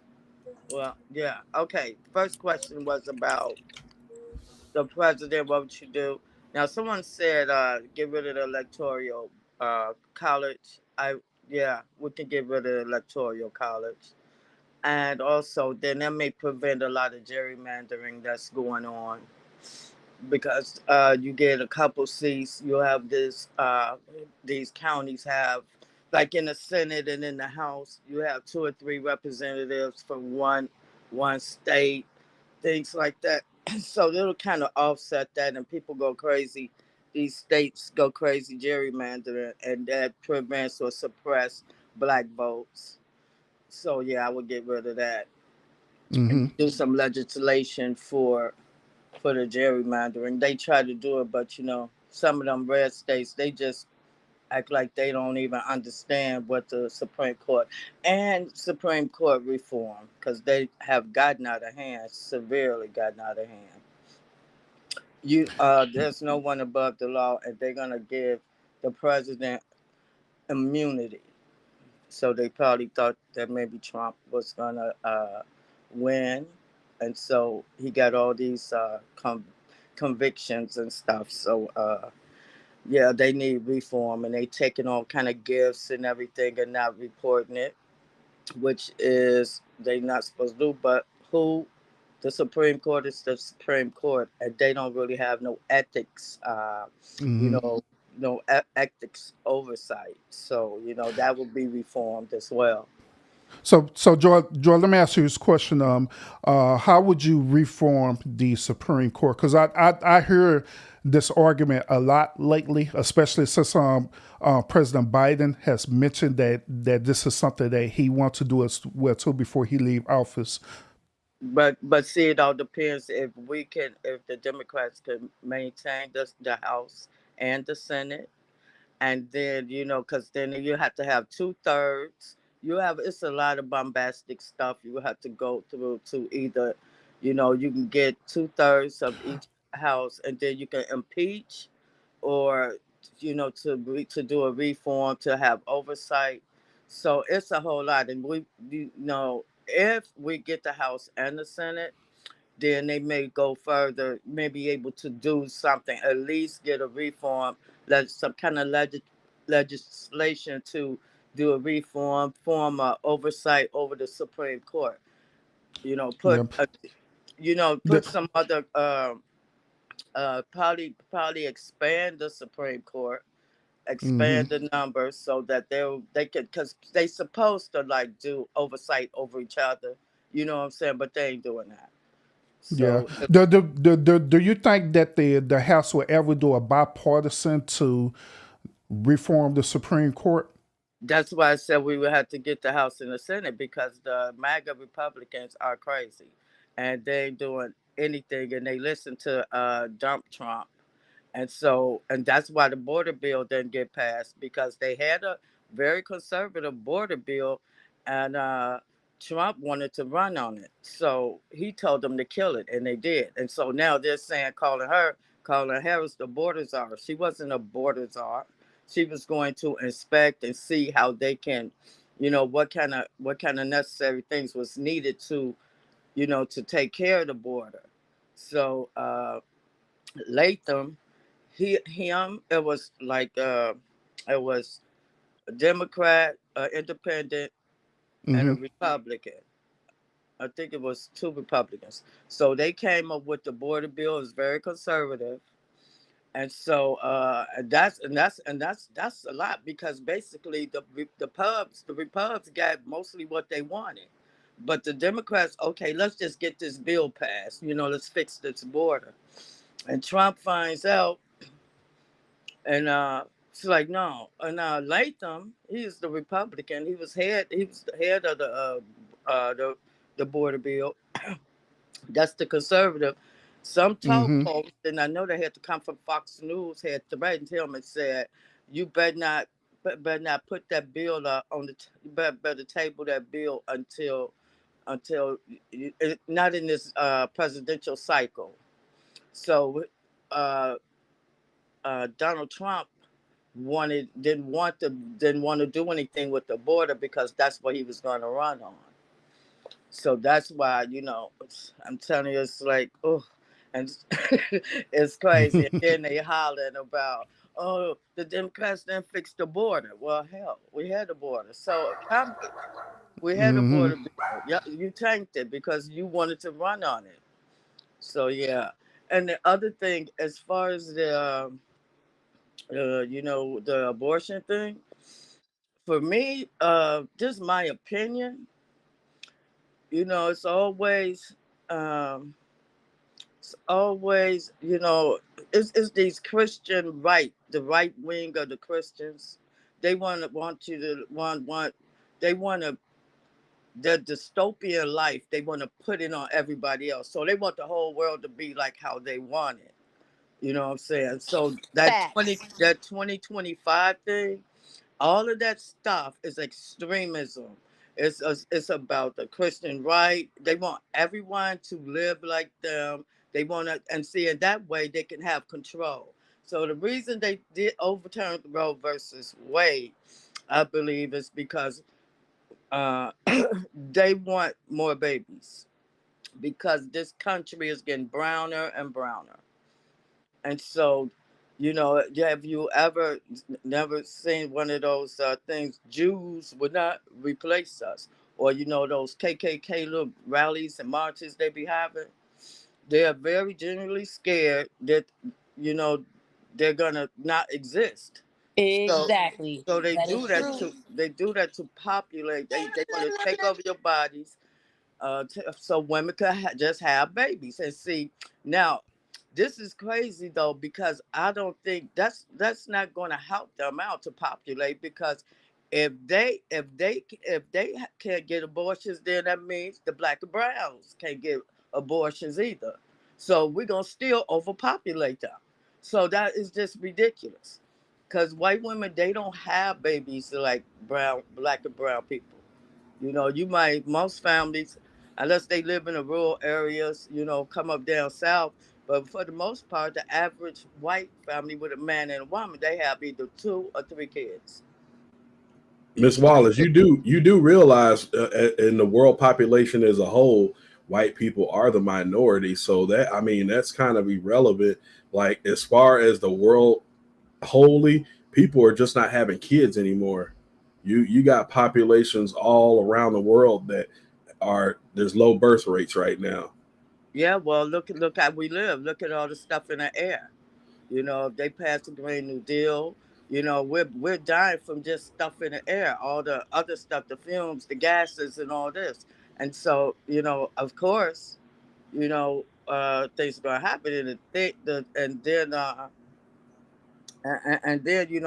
they don't want to pass the new Green Deal. Uh, so we can look at the climate change, all these wildfires, all these floods, and all kind of stuff is happening. So, I don't really want to get into that because I believe that climate change is a scam. oh Lord, okay, right, we ain't gonna get into I that was because I believe in that. I believe in it. Yep. I'm Yeah, we almost could. 60 years old, and I know how the climate has changed. Well, Yeah, I've yeah, been we. around a while, so no, we ain't gonna talk about that. Miss Yeah, Wallace, yeah, I that. grew All up. I want to No, say, I'm gonna jump down. what's funny is if I hadn't had somebody say that to me in my real life, hearing her say it probably would sound crazy. But there are people who do consider not having children because of things like inflation, disease, you know, the regular fear of what if something happens to me. Everybody's reasons ain't just, I don't want kids, or kids are just too expensive. A lot of things go through people's minds, and A honestly, lot of things that I women never can't thought have about. kids. A lot of women can't have kids. And that part too, yeah. But I Yeah. will say this, me personally, okay, Mr. Lounge, you know how Jim is. We have 4 children. My youngest is 3, and he Hmm. want a 5th one, and I think that's ridiculous. So that is why I do not feel, I do not feel, Uh, okay, that we should be so forcing that's Well, childbirth. I'm born so 8 that's why of you them. having this So argument. Okay, gotcha. Absolutely, Noted. speak, okay, absolutely. Hey, I want to go back and revisit what Joy was saying. Joy was saying about white people or the Caucasian people. To my understanding, if they are the minority, right? Ain't this the whole reason why they agree with having interracial relationships or agree with commingling? they Because don't. they They don't believe want that. to. They don't want. They don't want the integration. That's what I'm But saying. They but but want the this but this interracial. modern I mean, interracial marriage. yeah They don't but want that. this modern generation is doing that though. They're commingling. Exactly. Yeah, exactly. And that's why it defeats the whole purpose of them disenfranchising other women, because of what they want. They want to just take over and push their religion on everybody else. They want to live in this dystopian type of atmosphere, and they push it on everybody else. And then that we're losing our own freedoms. I want my granddaughters to have the same freedoms or more that I was able to have. Exactly. That's how I look at it too. I want my daughters, because I have 2, to be able to make choices in their life, Right. even if I don't agree with them, for them to be free. Right. Well, can I So say this to you, ladies? Y'all need to make sure y'all vote right when it comes time for November, because I mean, I don't see how y'all can sit here and be okay with voting the way that you have when you seen that the people in power right now have done nothing but take this country down a hole. Oh, you must be it's not going talking to be about. dug out You of. must be talking about Trump. No, I ain't Oh, talking okay. about Trump. Yeah, I ain't well, talking you. about no Trump. Well, Trump ain't in power right now, ma'am. Trump ain't in power he's right running. now. He's a candidate. He's not in power right now. He ain't been in power for the last 4 years. What have you seen? Nothing but turmoil in the past 4 years. What have you seen? Nothing but turmoil. Let me tell. I'm gonna tell you about some bills passed. Okay. Okay, tell me about them. Right, we got manufacturing jobs, 15 million jobs that was created, which we ain't have hardly nothing under Trump. We got Inflation Reduction Act, Clean Air Energy Act, the PACT Act, the CHIPS Act. Those been passed, baby. Take advantage of it. You really believe that when we got bridges collapsing at an all-time rate, that's what the infrastructure is trash. The bill is to take care of that. So talk to your state. The infrastructure is trash because the money is there. Talk to your state. The money they ain't that. This is all. Okay, you work. This for the is state. all smoke screen. I don't work for the state. Okay, well then all you got to do is go on your state website. I'm saying it take them 20 years to fix a damn pothole. So you telling me the infrastructure bill is working? I tell you what. Well, then what state you live in? What state do you live in? Sure, I live in the same.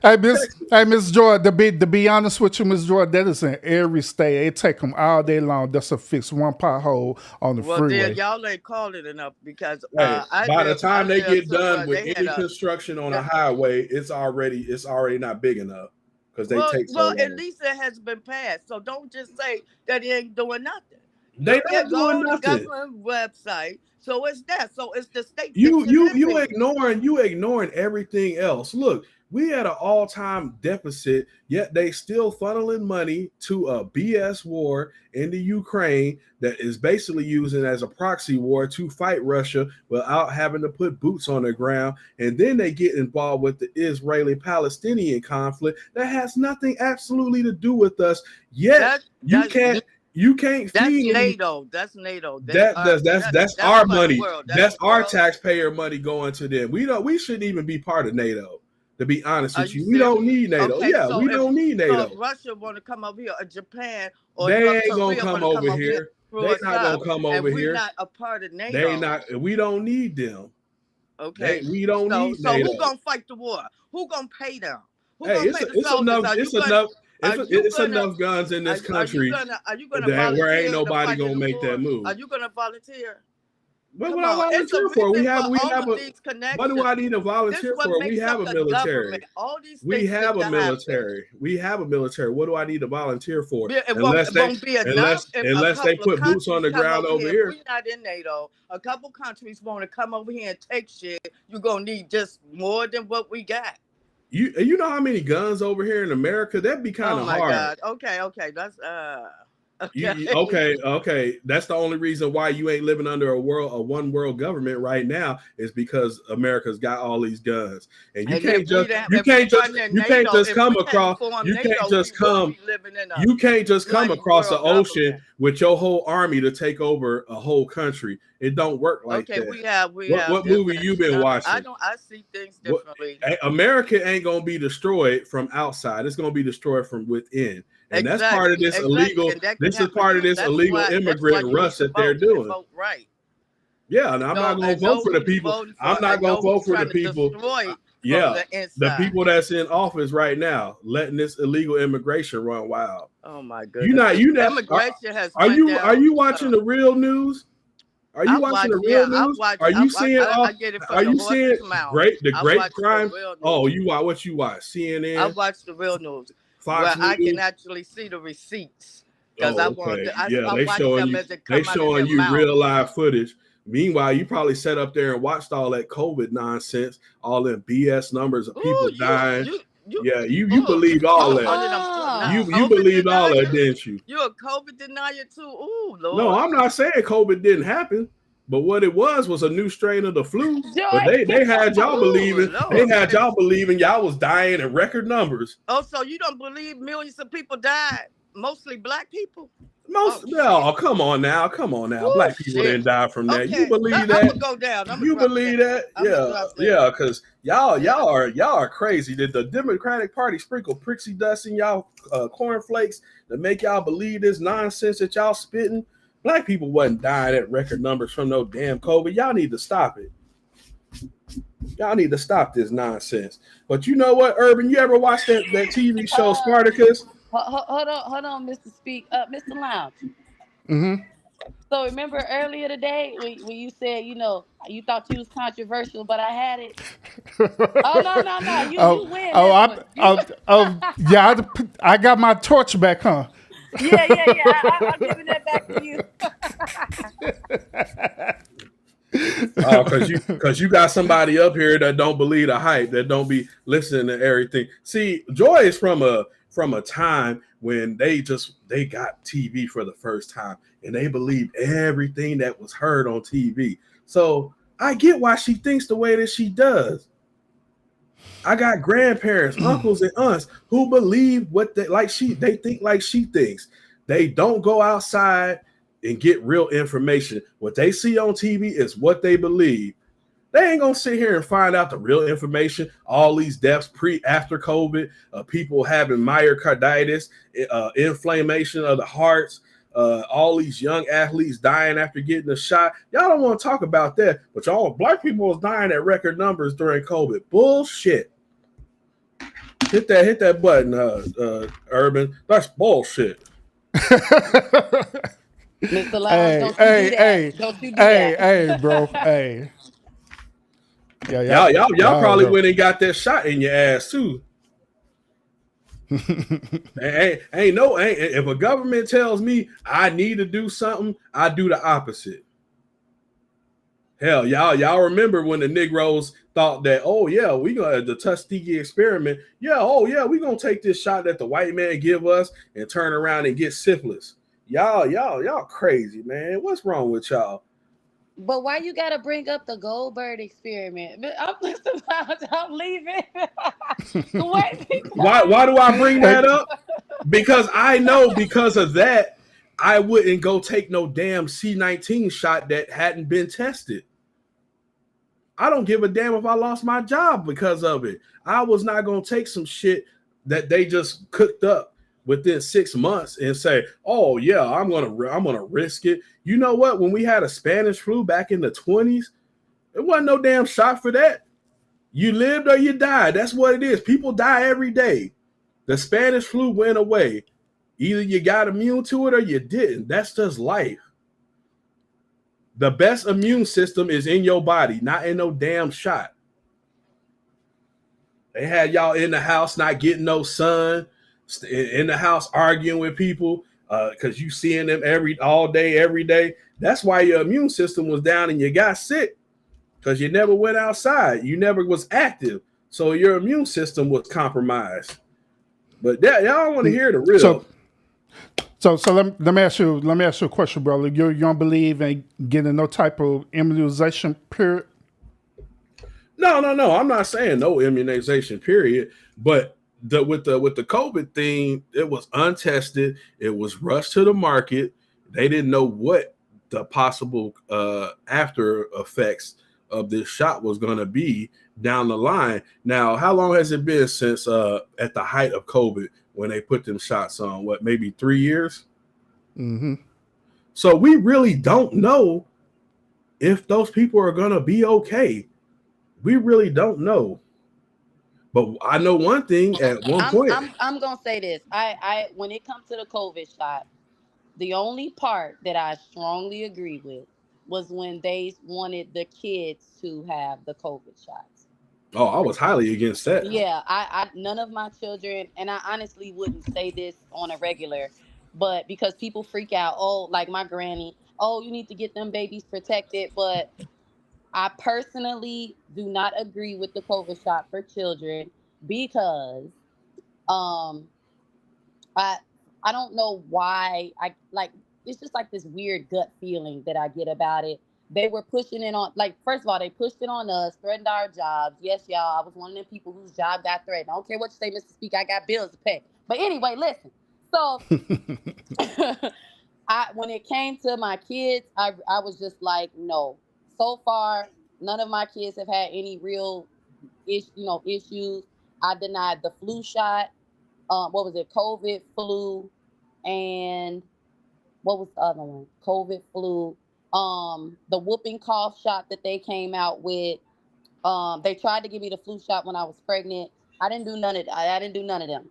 But when it came to the COVID shot, I did get it to keep my job because I work at a school with children, and if without Yep. it, I wouldn't been able to work there.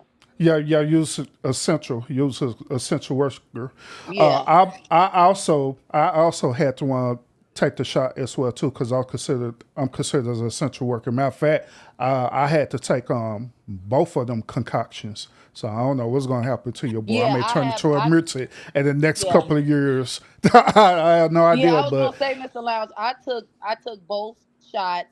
Jim took both shots, and my grandparents took both shots. And I'm gonna be honest with you, when it came time, when they said that they people no longer had to get the shot, I felt the waves. I felt a little played, a little stupid, because it was like, wait, yeah, what? I was Did so you just wait it upset. out? Hey, let me tell you this, Vance. The I believe it's the Center for Disease Control, right?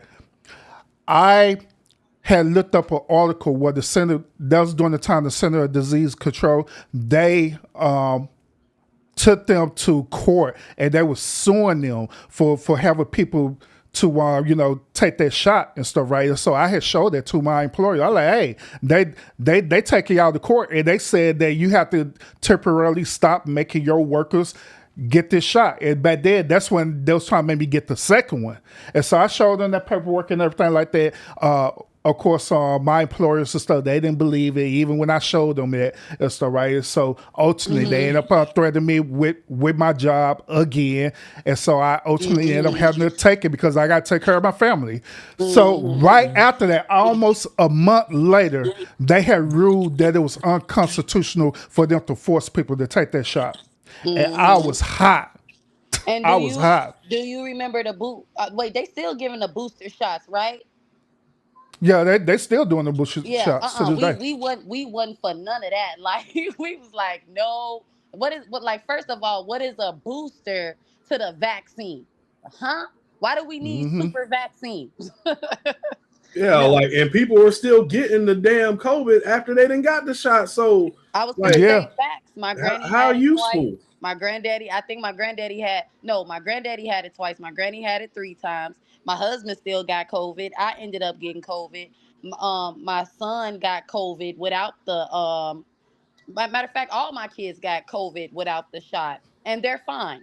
And I'm not trying to, talk about the people that did die from COVID, like, they're stupid or anything, because like you said, people die, people get sick.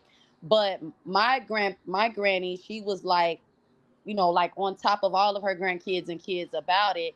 And she was like, I'm not gonna lie, y'all. I lied to her, told her I got the kids the COVID shot because she's like, they need to be protected. And I'm like, protected from what? Like, you don't think it's weird that they were making like threatening people with their jobs?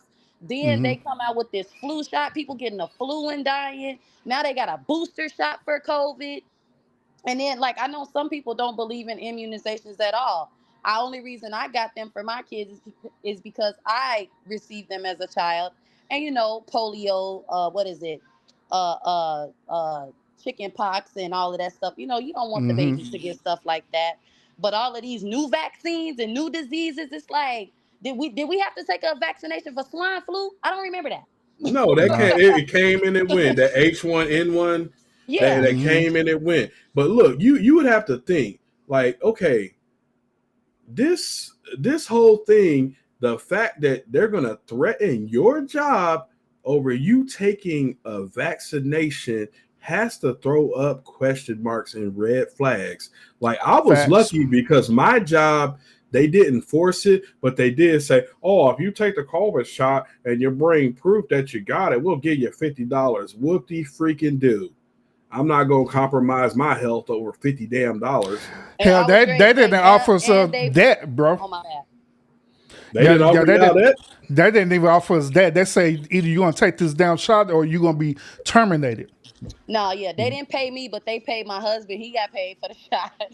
And look, and you know it's a hustle when people getting on TV talking about, oh, show your booster shot that you got it, or your regular shot, and we'll give you a free burger and fries from this place. Like, come on, man, you're not gonna use this buffoonery to catch me slipping and take that shot. I'm not fixing to do it. Like I said, if the government tells you to do something, do the damn opposite.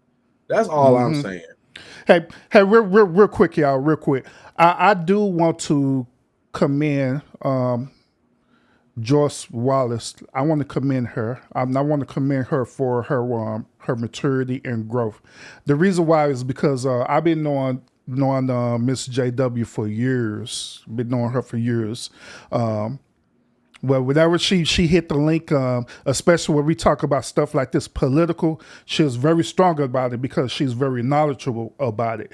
And sometimes, she'll get to that moment where she gets so triggered, where she get up here and because everybody the hell out because of belief. But I want to commend her. I want to commend her on that because I could see throughout the years that she done growed a whole lot. She done matured a whole lot where she know how to disengage herself and just chill out before she get triggered. So I do. Joyce, I commend you on that for real. I commend you. I also commend you on respecting my channel as well too. Thank you so much. Urban, I can see it coming. Wait. Miss Joy, I'm on your team too. But I got a question. Mr. Lounge, I was triggered. I was respectful. No, I ain't thinking about you. I was respectful. I know that you could get up there too. Say if I felt that you was getting up there, then I'll be like, y'all got to chill. Vaughn, have I not been respectful to you? On the cool, I wasn't gonna come up here with that real rah-rah, but I did, have to let you know, like, hold on. But you cool, you good, we good. No, look, I can be respectful. I mean, trust me, Urban, no, he didn't hurt me on other channels. Yeah. So I kept it. This is his platform, and he handles his platform a different way. So I want to respect how he handles his show over here versus somebody else's show. If other shows let their people get ignorant and buffoonery, that's them. But Urban handles his channel a certain way, and I'm fine by abiding by that. So that's why I don't try to get. I appreciate it. Yeah. I appreciate y'all too for respecting the one platform. I really do. Yeah, because you do a professional over here. I've been on panels where it gets ignorant, so I know. Mr. Lounge is the ghetto. I mean, not the ghetto cousin. He the bougie cousin. He ain't having all that power throwing and chain signs and all that in his house. Yeah, he gonna get the ignorance up out of here. And yeah, for real, expeditiously. Y'all ain't lying. And I respect his platform, so I'm not gonna get on here and act wild like I can, but. Like I said, I know how his platform runs, and I want to keep it that way, by not showing out. So, no, I think we had a pretty healthy debate, even though you kind of, took it there. But, sometimes we go there. But, Miss Joyce, she wasn't on that tonight. She was like, I'm going to go and get up out of here because I ain't got time. Yeah, sometimes that's what you got to do. You just like, hey, I'm just going to drop down because it's about to get wild. And before it goes there, I just go ahead and just drop off the panel. I get it. Now, some things I say trigger people. It is what it is. I mean, these are three things you can't talk about and not expect somebody to get triggered. You can't talk about religion. True. You can't talk about race, and you can't talk about politics. One of those three topics is going to get somebody triggered. And my crazy butt over here, covering all three of them in one show. But also for religion, we haven't got into religion as much. Yeah, those three topics. Don't bring it up at a family discussion because somebody probably gonna be fighting before it's all said and done.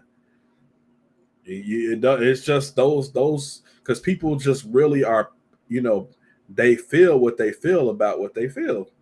And you're not gonna change them. Like, even though Vaughn and JW might think differently than I think, hey, that's them. That's what they believe. Who am I to change it? I'm just gonna put my piece out there. Yeah, one thing too is that I believe that whenever we have these type of discussions and they turn into debate, we got to understand that at the end of the day, like you say, you can't force nobody to believe in what you believe in. You can only respect what they believe in, you know what I'm saying? Even though you have a difference in opinion about it. And that's what I want people to see, you know, especially when they come over here to the lounge, where you can have a debate. You don't have to get all super elevated and be disrespectful, you know. Just let it be what it is. State your argument. Let that person state their argument, and y'all just leave it at that. But another thing too is that debates is always designed not to go back and forth arguing, but it's designed for you to learn from one another, even if you don't agree. Okay, y'all do agree on that, right? Oh yeah. Do I agree that debates are designed for us to understand each other's points? Yeah, to learn from one another, even if you don't agree with So it. then that's why. So it makes sense. That's why I'm not good at debating, because sometimes I don't want to understand everybody. You know. Yeah, that's being a woman. Well, See, yeah, You know, so sexist. Yeah. Well, you feel strongly about what you believe in. People, there are not everybody, but there are some people that, you know, and I usually don't say this a lot, y'all, because, you know I how I get, right? But there are some people, in my opinion, that are just stupid, and I don't want to listen to nothing they got to say. Some people, not all, but some. And it's all about your delivery. And, you know, a lot of Facts. I times agree. when you listening to people, you know, you can already tell, like, you know, just like in life, you hear somebody talking, you like, I don't even want to be around them, you know, type energy. So, you know, once they try to get to showing me they point, it'd be like, I don't even care no more. Like, leave me alone. Yeah, but let me ask you this, Vaughn. What made you continue to want to debate with me? What was it? Because I can answer that, because she done lost so many different debates with me that she wanted fresh new blood. No, no, Mr. Loud. It was when he said, like, because you know, I know everybody don't know Vaughn. You know, they don't. We all be in chats, right? And we all give our opinion. And I've taken consideration that when I speak, okay, only thing they see is my profile picture, which is whatever. They don't know that he don't know that I'm married with 4 children. You know what I'm saying? So when he said what he said, it was like, hold on, who you talking to? Because that ain't me. So what made me want to debate with him was to show him, like, just because this is my viewpoint when it comes to abortion, it's not because it benefits me. You know, it benefits other women in that position, and I'm not selfish, and I consider other people. You know what I'm saying? Like, that's my voting mindset. My whole we should be free to make our choice falls into place for my own girls, my nieces, my aunties, you know, that still have the option to have children. My sister, who, even though she's not married, you know, she has two girls. If she wants to have a child or not, you know what I'm saying? Like, that's where my mind goes. That's where my mindset is. And I have a lot of girlfriends, friend girls, you know, we have this you know, we go through stuff. And you know, you don't want your girl calling you talking about she crying because she Oh, she can't have an hey, abortion. Like, who wants to have Vance. that conversation? Hey, Vance. Hold up, real quick. Okay. Lord Jesus. What happened? Blue. Hey, how you doing? So she talking about everybody. I've been trying to say hey to you all even long. My bad. My bad, Blue. My bad. Hey, Blue, how are you doing? Welcome. Hit the link, Blue, and tell me about your discrepancy about me annoying you throughout the whole entire night. I can take it. I got tough skin. You can continue, Bounce. No, I was laughing at you, but no, but that's my whole thing, you know. I don't know about. Well, I'm gonna say this. I know Miss Alice is married and she has you know, multiple children with her husband. I know Lyons is, you know, what you know what? I don't know if Lyons is married, but I'm gonna say this. Lyons is a respectable woman. She got a respectable channel. You know what I'm saying? So, you know, I know what. Honestly, I don't know if Lyons got kids. My point is, the women in Mr. Lounge's chat, you know, I don't think we deserve that comeback, Mr. Speak, you know, because we don't be out here at Planned Parenthood, okay? We are wholesome wives and women with children, okay? But but Hold on, speak. Hold on. I got to say this. Why you sit up here giving Speak all this smoke when I talk about this all the time over here and y'all don't say nothing? Because it's you. First of all, you dropped the link tonight, Mr. Lounge. It was us. It was hey, they say they felt like they need to come up tonight. But you know what, Vaughn? You know what? I'm gonna say this, and I'll leave it at that. Even on the other panel that I frequent a lot, I'll say stuff about women, and it triggers some women. And I always tell them, look, if it don't apply, let it fly. If it don't apply to you, why are you getting triggered by it? That's all I'm gonna say. now I'm a agree with you on that. So them women over there, I don't know nothing about them. But us over here, we ain't like that. We don't get down like that. But still, what I'm that's saying, why if a I talking hate to point doesn't apply defend to us. you, but that's I'm saying, if a talking point doesn't apply to you, why do y'all feel? And I see this with women a lot. Like if a man will say something about women as a whole, but it doesn't specifically apply to the woman that's on the panel or in the chat, they take offense to it. And I'm like, if it doesn't apply to you, why are you getting mad? Okay, let me ask you this though. Let me ask you this, and be honest. When you see them women, because it's a lot of them out here, you know, me personally, I don't feel Mr. Lounge's channel, I don't feel he bashes women. I don't. I've seen him go in on the men and the women. But there are a lot of channels out here that have men bashing panels, men bashing content. Are you a part of that or no? Wait, what do you mean? Like, am I Do part you of? do you go debate over there or do you sit in the bushes? Like what do you be doing? It just depends if I feel comfortable coming up, because I feel like a lot of these channels are kind of like echo chambers to whoever the content creator is speaking about. So a lot of times when you come with a difference of opinion, you tend to get attacked. So if I feel like the content Facts. creator is one way, I usually typically won't hit the panel, because I know they're not trying to have a two-way conversation. It's going to be one way, and that's the only way they hear it. You know, everybody's going to attack you. The moderator's going to kick you up out of the chat if you say something different. So We I'll know how literally, that is, bro. yeah, I sit back and I observe first before I even think about coming up on a panel. Well, I'm gonna say this then. So, in Mr. Lounges, in the lounge, we are allowed to debate respectfully. So you gave, I mean, even though you didn't ask for a debate, you hit the link to talk to him. I came up here because I wanted a respectful debate. Okay, so I felt like somebody was gonna come for me. I felt like it. I saw it in the chat. I was like, somebody gonna come. I know somebody gonna come. Mm-hmm. well, I don't. I'm Yeah, laughing. over here in the lounge, they know that depending on what I'm talking about, I could either be biased or unbiased. Yeah, so, but the thing about it is that the only difference with me is that I always consider the possibility thereof that I could be wrong, and I Yeah. leave that open Yeah. to interpretation, and that's what may be different from everybody else.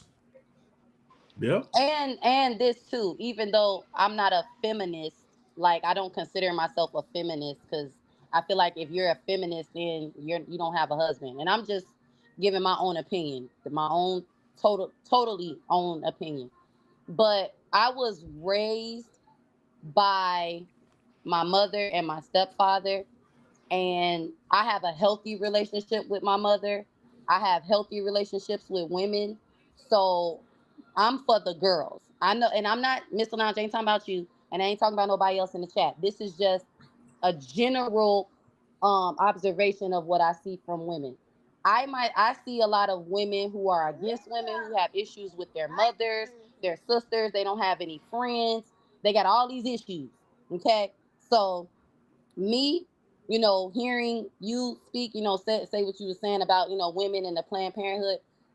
It didn't have to be you. It could have been any man or woman saying that, and I would have had the same response because I'm for women. I'm for the girls. Like in a healthy way, because we be wrong, okay? And I'm gonna tell you if you're wrong, and I want you to tell me if I'm wrong. But I'm for the girls, okay? Girl power. Hey, and I'm all for it. We had a civil discourse. I mean, nobody got out of pocket, and it was cool. I mean, you felt what you felt, and I felt the way I feel. But Yeah. don't ever get it twisted. This is not coming from no red pill. I hate women type of deal. I want our women to be better. Right. Yeah, I actually consider Speak as a fellow Sigma male because we both have the same beliefs. Also, the other gentleman that came over the other day, too, Vance Lionel, I also consider him as a Sigma male as well too, because we all think the same exact way. Where we always consider the possibility thereof. You know what I'm saying? We're not red pill content creators. We don't be bashing women or anything like that, but we'll give our opinion about a certain type of behavior that certain women do. Most Right. definitely. And men too, most definitely. And look, I don't know how old you are, Vaughn, but I'm in my 40s, and so I grew up in a different time versus what we see today. And I see, like, of course, women have been doing certain things back even when I was young, but it wasn't like it is today. Like, I just see, and this is across the spectrum. This ain't just black women. This is across the board. I see women acting away because of feminism, and I just feel that's one of the reasons why the birth rates are low, because they have this feminist mind state that I don't need no man, all this craziness. But at the end of the day, if they shut the damn power off, y'all gonna be looking for some man to take care of y'all, because I guarantee that all these men out here is gonna be trying to protect you. And so when the power gets shut off and it ain't coming back on, y'all gonna get real feminine real quick. What? I can't. Okay. On that note, I'm gonna say this. I don't know why y'all feel that. Oh, because when y'all, okay, because I heard Mr. Lounge say that too when he was talking about, I want to say, like, uh what was he saying? Like, he was talking about like campfires, and when y'all women can't go camping and set fire. They teach girls in Girl Scouts how to set fires. That's Do one. you know do you know how to Two, set a fire, Vance? I didn't go to Girl Scouts, so I don't count. But That's the point. I don't That's the count. point. But what I'm gonna say is, it's not fair to say, and it's low key sexist. Okay, I'm gonna say low key because on the cool, okay, I don't feel. Speak. I don't really know you like that. Okay, I don't feel Mr. Lounge is sexist. I think he has his own perspective of how he views things, and sometimes he be trolling, and sometimes he be dead serious, like whatever. But I'm gonna say this: women, okay, are more than capable of taking care of themselves with or without a man, because truthfully, okay, before you find your man or before you have children, me myself, no, not me, but there are women out here who live alone, have wonderful careers. It's my auntie. She has a wonderful career, can change a tire. She knows how to go get her oil changed. Like, you can be an independent woman and still have a man and not need one. She has a boyfriend who will change her tire, get her oil changed, build a house from the ground up. Like, he's wonderful and he's successful, and he don't financially need her for anything other than her, like companionship, right? So I totally disagree that when the power gets shut off, women gonna be looking for men because we know how to do stuff without y'all. Oh, like, it's like, So my rebuttal on that is the moment when the power gets shut off on, what would be the first thing you'll do? If the power gets shut up, Yeah, I yeah. got How light. would you be able to I got how lighters. would you be One, able to restore the power? what would I do to restore the power? You want me to keep it 100 with you? Yeah. I don't know how to restore no power, so I'm most likely probably gonna call my husband, but I don't count. You can't talk about you can't use women who have men. Lib- Like Ladies, hold, you gotta hold, hold, use hold up, you got hold up, Buzz. Ladies in the chat right now. If the power were to turn off right now, do y'all know how to restore the power? Look, I need some powerful single black women. Let me go call my auntie and see if she want to hit this panel. Wait, We not Urban. finna do this. Urban, we got to throw some context on it. We talking about the power gonna go out and it's not coming back on. Not Yeah, just the it's gonna be grid is back on. down. Yeah, the grid is down. We The talking grid. about the grid is down. Matter of fact, let's use this scenario, Vaughn. And God forbid this ever happen. But let's say you and your husband laying in the bed one night chilling, Mm-hmm. and y'all hear the window break or Right. somebody breaking entering. Are you gonna go find out what's going on, or are you sending your husband? Oh, see, speak. I'm from Chicago. We going to go find out together. So that don't ask me that. I'm not even gonna lie. Like I know that sounds crazy, but he got a ride. He got a real rider with him. Like for real. But typically, most women are gonna be like, "Baby, go check it out." They not trying to get down like that. What? Come on, Albon. You know I'm Uh, being for real. I, I, I, Most women is not trying to get down like that. I'm gonna keep it. I'm gonna keep it real with you, Mr. Speak. I'm gonna say the women that I grew up around on some real stuff. Like I'm not gonna say we're just as tough as men because that's a lie. We are girly. We carry purses and lipstick, but you know, on honest to God, and I hope that nothing ever happens to my husband. But if we weren't together or something was to happen to him, I do have women who have been single, independent, and who are in marriages that can come help me learn how to do stuff. Matter of fact, if I'm being honest, they encourage me to learn how to, I'm gonna say start a fire because Mr. Lounge love talking about starting fires. I have, You I go mentioned about starting fires. I no, didn't say no, nothing because about it tonight. I'm trying to give like a general, because everybody don't need to know my business, but I know how to go to work. Okay, no, I'm not the handiest female because I'm gonna keep it real. I feel like that's for my husband to do. I'm not gonna lie, that's for my husband to do. If he's at work and I have a project that I need to get done, yes, I am gonna call one of the girls, because they can help, or they can show me what to do. Shoot, I have a whole team, when it's time to move and certain stuff, needs to be moved. He's at work, oh, my dad can't help. We help each other. So I just strongly Hey, disagree that hey, men, Vons. huh? Hey, Vons. I'm gonna tell you this. Mrs. Irby, she is considered as a girly girl.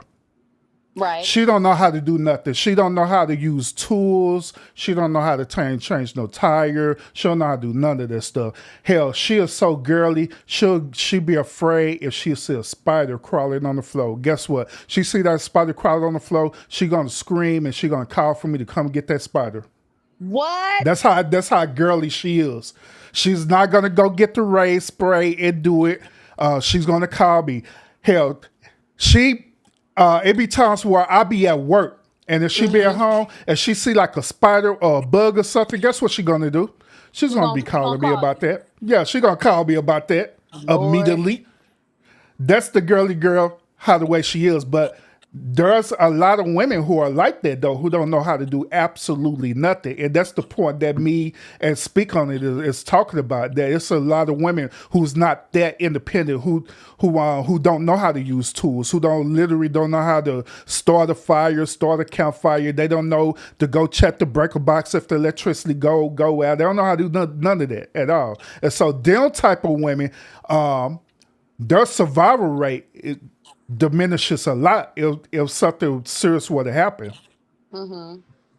They But say like I'm gonna say if the this. grid went down, like I think within 2 months they say that it'd be like 90% like death rate just because. And that's why I bring up that scenario, like y'all gonna become feminine real quick, because when people are hungry, people are starving, they they don't have the option to feed themselves. That's when the savagery kicks in. And I'm not saying all men are going to be like this, but if the grid goes down for more than 2 weeks, I guarantee you there's going to be men who are going to get out there and be on some savage shit. And you have to be prepared. And you gonna have to hope that there's a man in place that's not, trying to take advantage of you during this time, because Right. there are going to be a lot of men out there who are trying to take advantage of single mothers, single women, period. Right. In that scenario, that's all I'm saying. No, Mrs. Irvin, she never put a bite together. She never built Mr. Lounge, anything, nothing like what? that. She ever did none of that. I'm telling you, my wife is a girly girl for real. But what she'll do, like prior before she met me, what she'll do, she'll call somebody and do it for her. That's what she'll do, I was gonna literally. say she'll call her dad. Yeah, either And call her most dad or women call somebody else to do it for them on their behalf. and most So, women Mr. are Lounge, like you that, but telling that's me? okay. No. I'm not saying there's anything wrong with it. I'm just different. And truthfully, my mom was raised in a single mom and a single woman household. So my mom was that strong, independent wife. Okay, she was. Okay, she'll tell you herself. All right, she was that strong, independent wife who was married. Who taught her girls how to also have some type of independence. As far as my independence go, y'all, is a job. I'm gonna keep it real. I don't know how to barbecue or change no tire or none of that. And I ain't got time for none of that either. But listen, my point is, yes, all women are different. But Mr. Lounge, you really telling me that your wife will keep a spider in her house all day till you come home? Yeah, she will, literally. Oh, see, Literally, she will. nah. I'm killing She that will. struggle. Oh, no, see, I can't, cause then it's gonna get lost. Then you can't find it. That's Like, what make it even worse when it crawls away, and then I get there, she be telling me, "Go look for it." Like, I don't see where's it at, and then she get. Then another thing too is that I have this thing about me that I don't believe in killing insects unless I have to kill them. Okay. So what I would do is that I would get it, I'll capture it, and I'll let it go. Because if my word anecdotal mind right, I honestly believe that I may end up reincarnating and end up becoming a spider. and I probably have that karma coming back on me. I don't know why I think that way, but that's what I do. And so I do my best to try not to kill nothing unless I have to do it. Unless there's no other choice, then I have to do it. So, Lord, I'm over here just in but she awe. be mad as hell at me though. She be mad. She be so triggered. She be like, Well, "Why you didn't kill it? I gotta come back in here and do it all again." I'm like, "I'm not gonna kill it."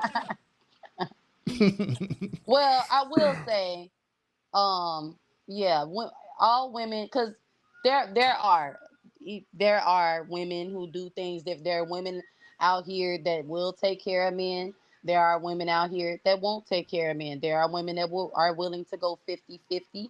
There's women who's willing to do nothing at all. And honestly, I feel like it's about whatever works for you, because I'm gonna do what works for me.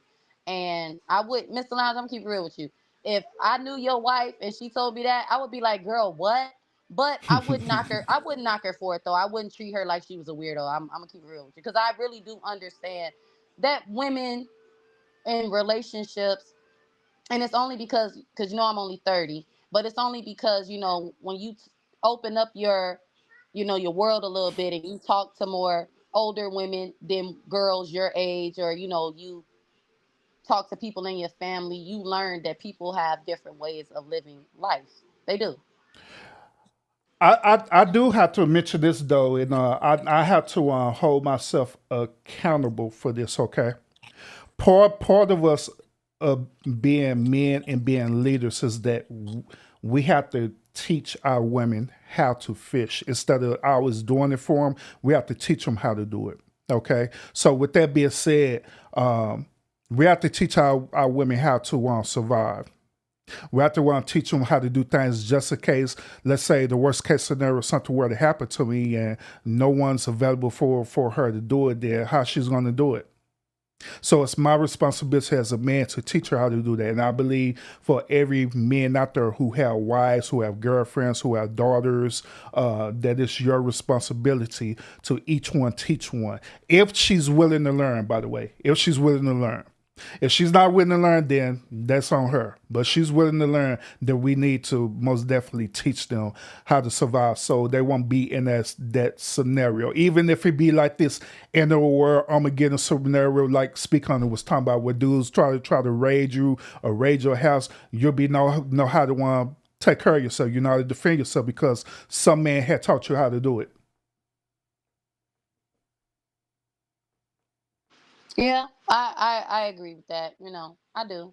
I'm gonna say that because I think I ain't gonna drag this out, Miss Lounge, but I'm gonna ponder on a few things, and I'm gonna take this conversation back to my channel because I done because gave you content, huh? no, okay, I didn't want to say this, but I'm gonna say it. So my mother, she is remarried, right? Mm-hmm. And her husband, Miss Lounge, how old are you again? So I'm like about 69, 72, 3. You know what? See, there you go, lying again. But So I so look good for 75, huh? so my mom Blueberries. is she's 40, she's 48, y'all. She'll be 50, right? No, she's 49. I don't know why I keep saying 48. She's 49 and her husband is a little older than her, right? So she told me that I called her the other day, right? And she told me she wanted to show me something. And I was like, okay. So I'm all excited. I'm thinking it's like some jewelry or something, right, y'all? Mm-hmm. So we go in the closet because we was on FaceTime. We go in the closet and he in the background talking and he keeps saying, Did you show her? Did you show her? And I'm like, what is it? Like, so I'm thinking it's gotta be something I'm really gonna like. So she go in the closet, she pull out her pistol. I'm like, oh, you already showed me that one. And she was like, well, I had to pull this one out because he bought me another one. And I was like, huh? I'm like, why did he Another buy one. you another one? And she was like, well, he said he wants to protect me from the apocalypse. And I'm like, what?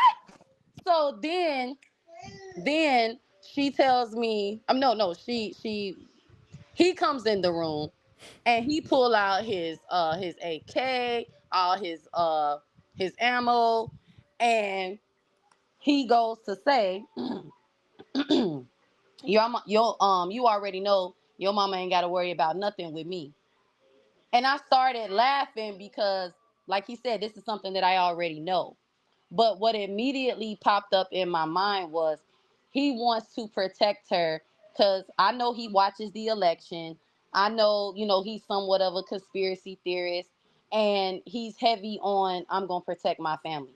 And this is how he's going to do it by buying all this ammo. He got these new pistols and, AKs and shotguns and shit. And I thought it was cute. I really did. I thought it was cute. And what triggered that memory was what you were saying, about how it's your responsibility to, teach your wife certain things. For example, my mom Mm-hmm. ain't never been to the gun range before. She never had those kind of experiences. Like, you know what I'm saying? There's a lot of things that from what she told me she's experiencing later in life, in this second marriage and her husband who wants to protect her, provide for, like, y'all, he literally will not let her lift a finger. It's funny because my mom is that woman who's gonna get it done. So we as a family, we kind of joke a lot because it's like we're so used to seeing her be one way, but with you a whole nother way. Like, who is this person? But I get it. And he's older. That's why I was asking you how old are you, because that's what it sounds like to me. You know, Mm-hmm. the older men, like my grandfathers, they're like that. My dad, they're very big Well, on protecting and providing and well, I'm teaching. I'm like that, but I don't handicap my wife neither. Meaning that I like you saying earlier, he don't let her do nothing. He just got to do it. To me, when I hear language like that, that sounds like he's trying to be in control. So I don't allow that, even though that's probably not what he's doing. Oh, But I was gonna say no, I don't. absolutely Yeah, not. yeah, I She know. still works, y'all. She still Yeah, got a so job. yeah, I don't do that. I don't control my wife like that. She has freedom to do whatever it is that she want to do because she's human. Right. You know what I'm saying? So whatever it is, I don't care. You know, as long as it's not affecting our family, Right. anything. You know, so do you? Yeah, no, I might have worded it wrong, but believe me N- when I No, say, I understood what you were saying. I oh, understood okay, it. okay. Yeah, but Hmm. no, believe me when I say I understand what you were saying when you were like, what did you said it's your responsibility as Hmm. a, or whatever you said. I see that a lot in the what I was trying to say is, y'all, I see that a lot in the older relationships. Men, feeling like they have to teach everything or be protective and provided. So what you hold on? So what you trying to say? You trying to say me and speak on the old as hell? I mean, That's y'all what you trying are, to insinuate? y'all are. I'm married to an old man too, so it's Yeah, I'm figuring kick her off this panel now. She on. Yeah, go ahead and get her up out of here. Get her up out of here. Hey, no, I'm not. what help be saying? Put her in the bathroom. No, I'm just recognizing.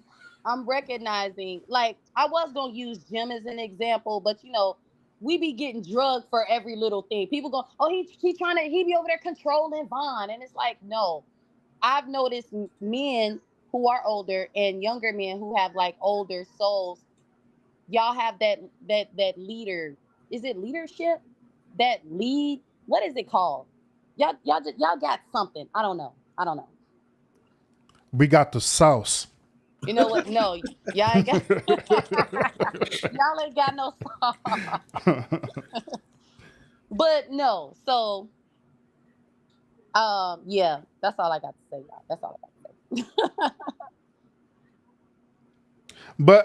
But I appreciate that. I appreciate that you not acknowledging that we got the sauce to pay the boss, to pay the bills, and all the good old stuff. So I'm shout just out to saying, Vons on that for real. it's a lot of dudes out here that really they not right. I'm gonna say that. I ain't gonna put nobody business out here, but buying weed over groceries is a problem in many young black people households. And these dudes, they want to spend more time with their friends. They don't want to work. They got issues. They don't protect and provide because, like you said, Mr. Lounge, oh, mama, I saw my mama do everything. And it's like, wait, what? You saw your mama do everything. You supposed to be different. You supposed to take the weight off your girl, not put it on her. Hmm. Yeah. But look, I'm just recognizing it is still some. I mean, even though no shade, y'all is on the wisdom side of hair. Dang, Yeah, that Urban, was she, shade. she she hitting us low tonight. No, I'm Yeah, not. No, I'm no. not. See, No, I'm she does mad because she lost her debate. That's what it no, is. I'm not. Again, took another L. It's okay. I understand. See, No, see, no. she got to understand that men like me and speak, we're not emotional, so we're not going to get triggered by your You know what? manipulation. I'm Yeah, just keeping it real, okay? trying to Like, hit us with them low jabs. no, Hmm. but yeah, it's a lot of jacked up people on both sides. Young people, young women, young men, young old women. You know, but no, I'm always up for a good discussion. Oh yeah, absolutely. Hey, I appreciate both of y'all coming up tonight. Y'all give y'all perspective, and I believe that we did have a really good, healthy conversation. I appreciate it a whole lot. I also appreciate y'all coming up and respecting the platform as well too. And I appreciate everybody who's on staying up this late for the stream as well too. Because y'all know normally I'll be at the end of my stream a long time ago. So 4 hours that show I'm on here for the tea time now. That's how long she be doing stream. Well, she start late too, but yeah. But I did want to say this real quick, Urban, before we get up out of here. JW, I'm not mad at you, and I hope you didn't take offense to anything I said. You know, we just feel different on topics, and it's cool that we don't feel the same way about it. It is what it is. But I don't have no ill will towards you. Wait, before we go, I got a question. Speak. I ain't see you in the chat the other night when they was doing the debate about women who don't have children and they shouldn't be allowed to run the country because, you know, they don't have children and they miserable. How you feel about that?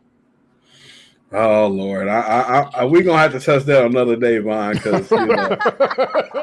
I want to know because I heard how Mr. Lounge thinks, okay, and I know a lot of, you know, I'm gonna just say that Mr. Lounge feel like women need to be at home with their husbands and their kids. I see that. That is not my argument. You see, you lie. That is not my argument at all. No, that's not your argument. No, but I clearly articulated to you that I believe that women should be in position of power. They could be in position of leadership, but they can't be in positions of power. That was my argument. Okay. That ain't how I heard it, but okay. Yeah, I know. You heard how you wanted to hear it.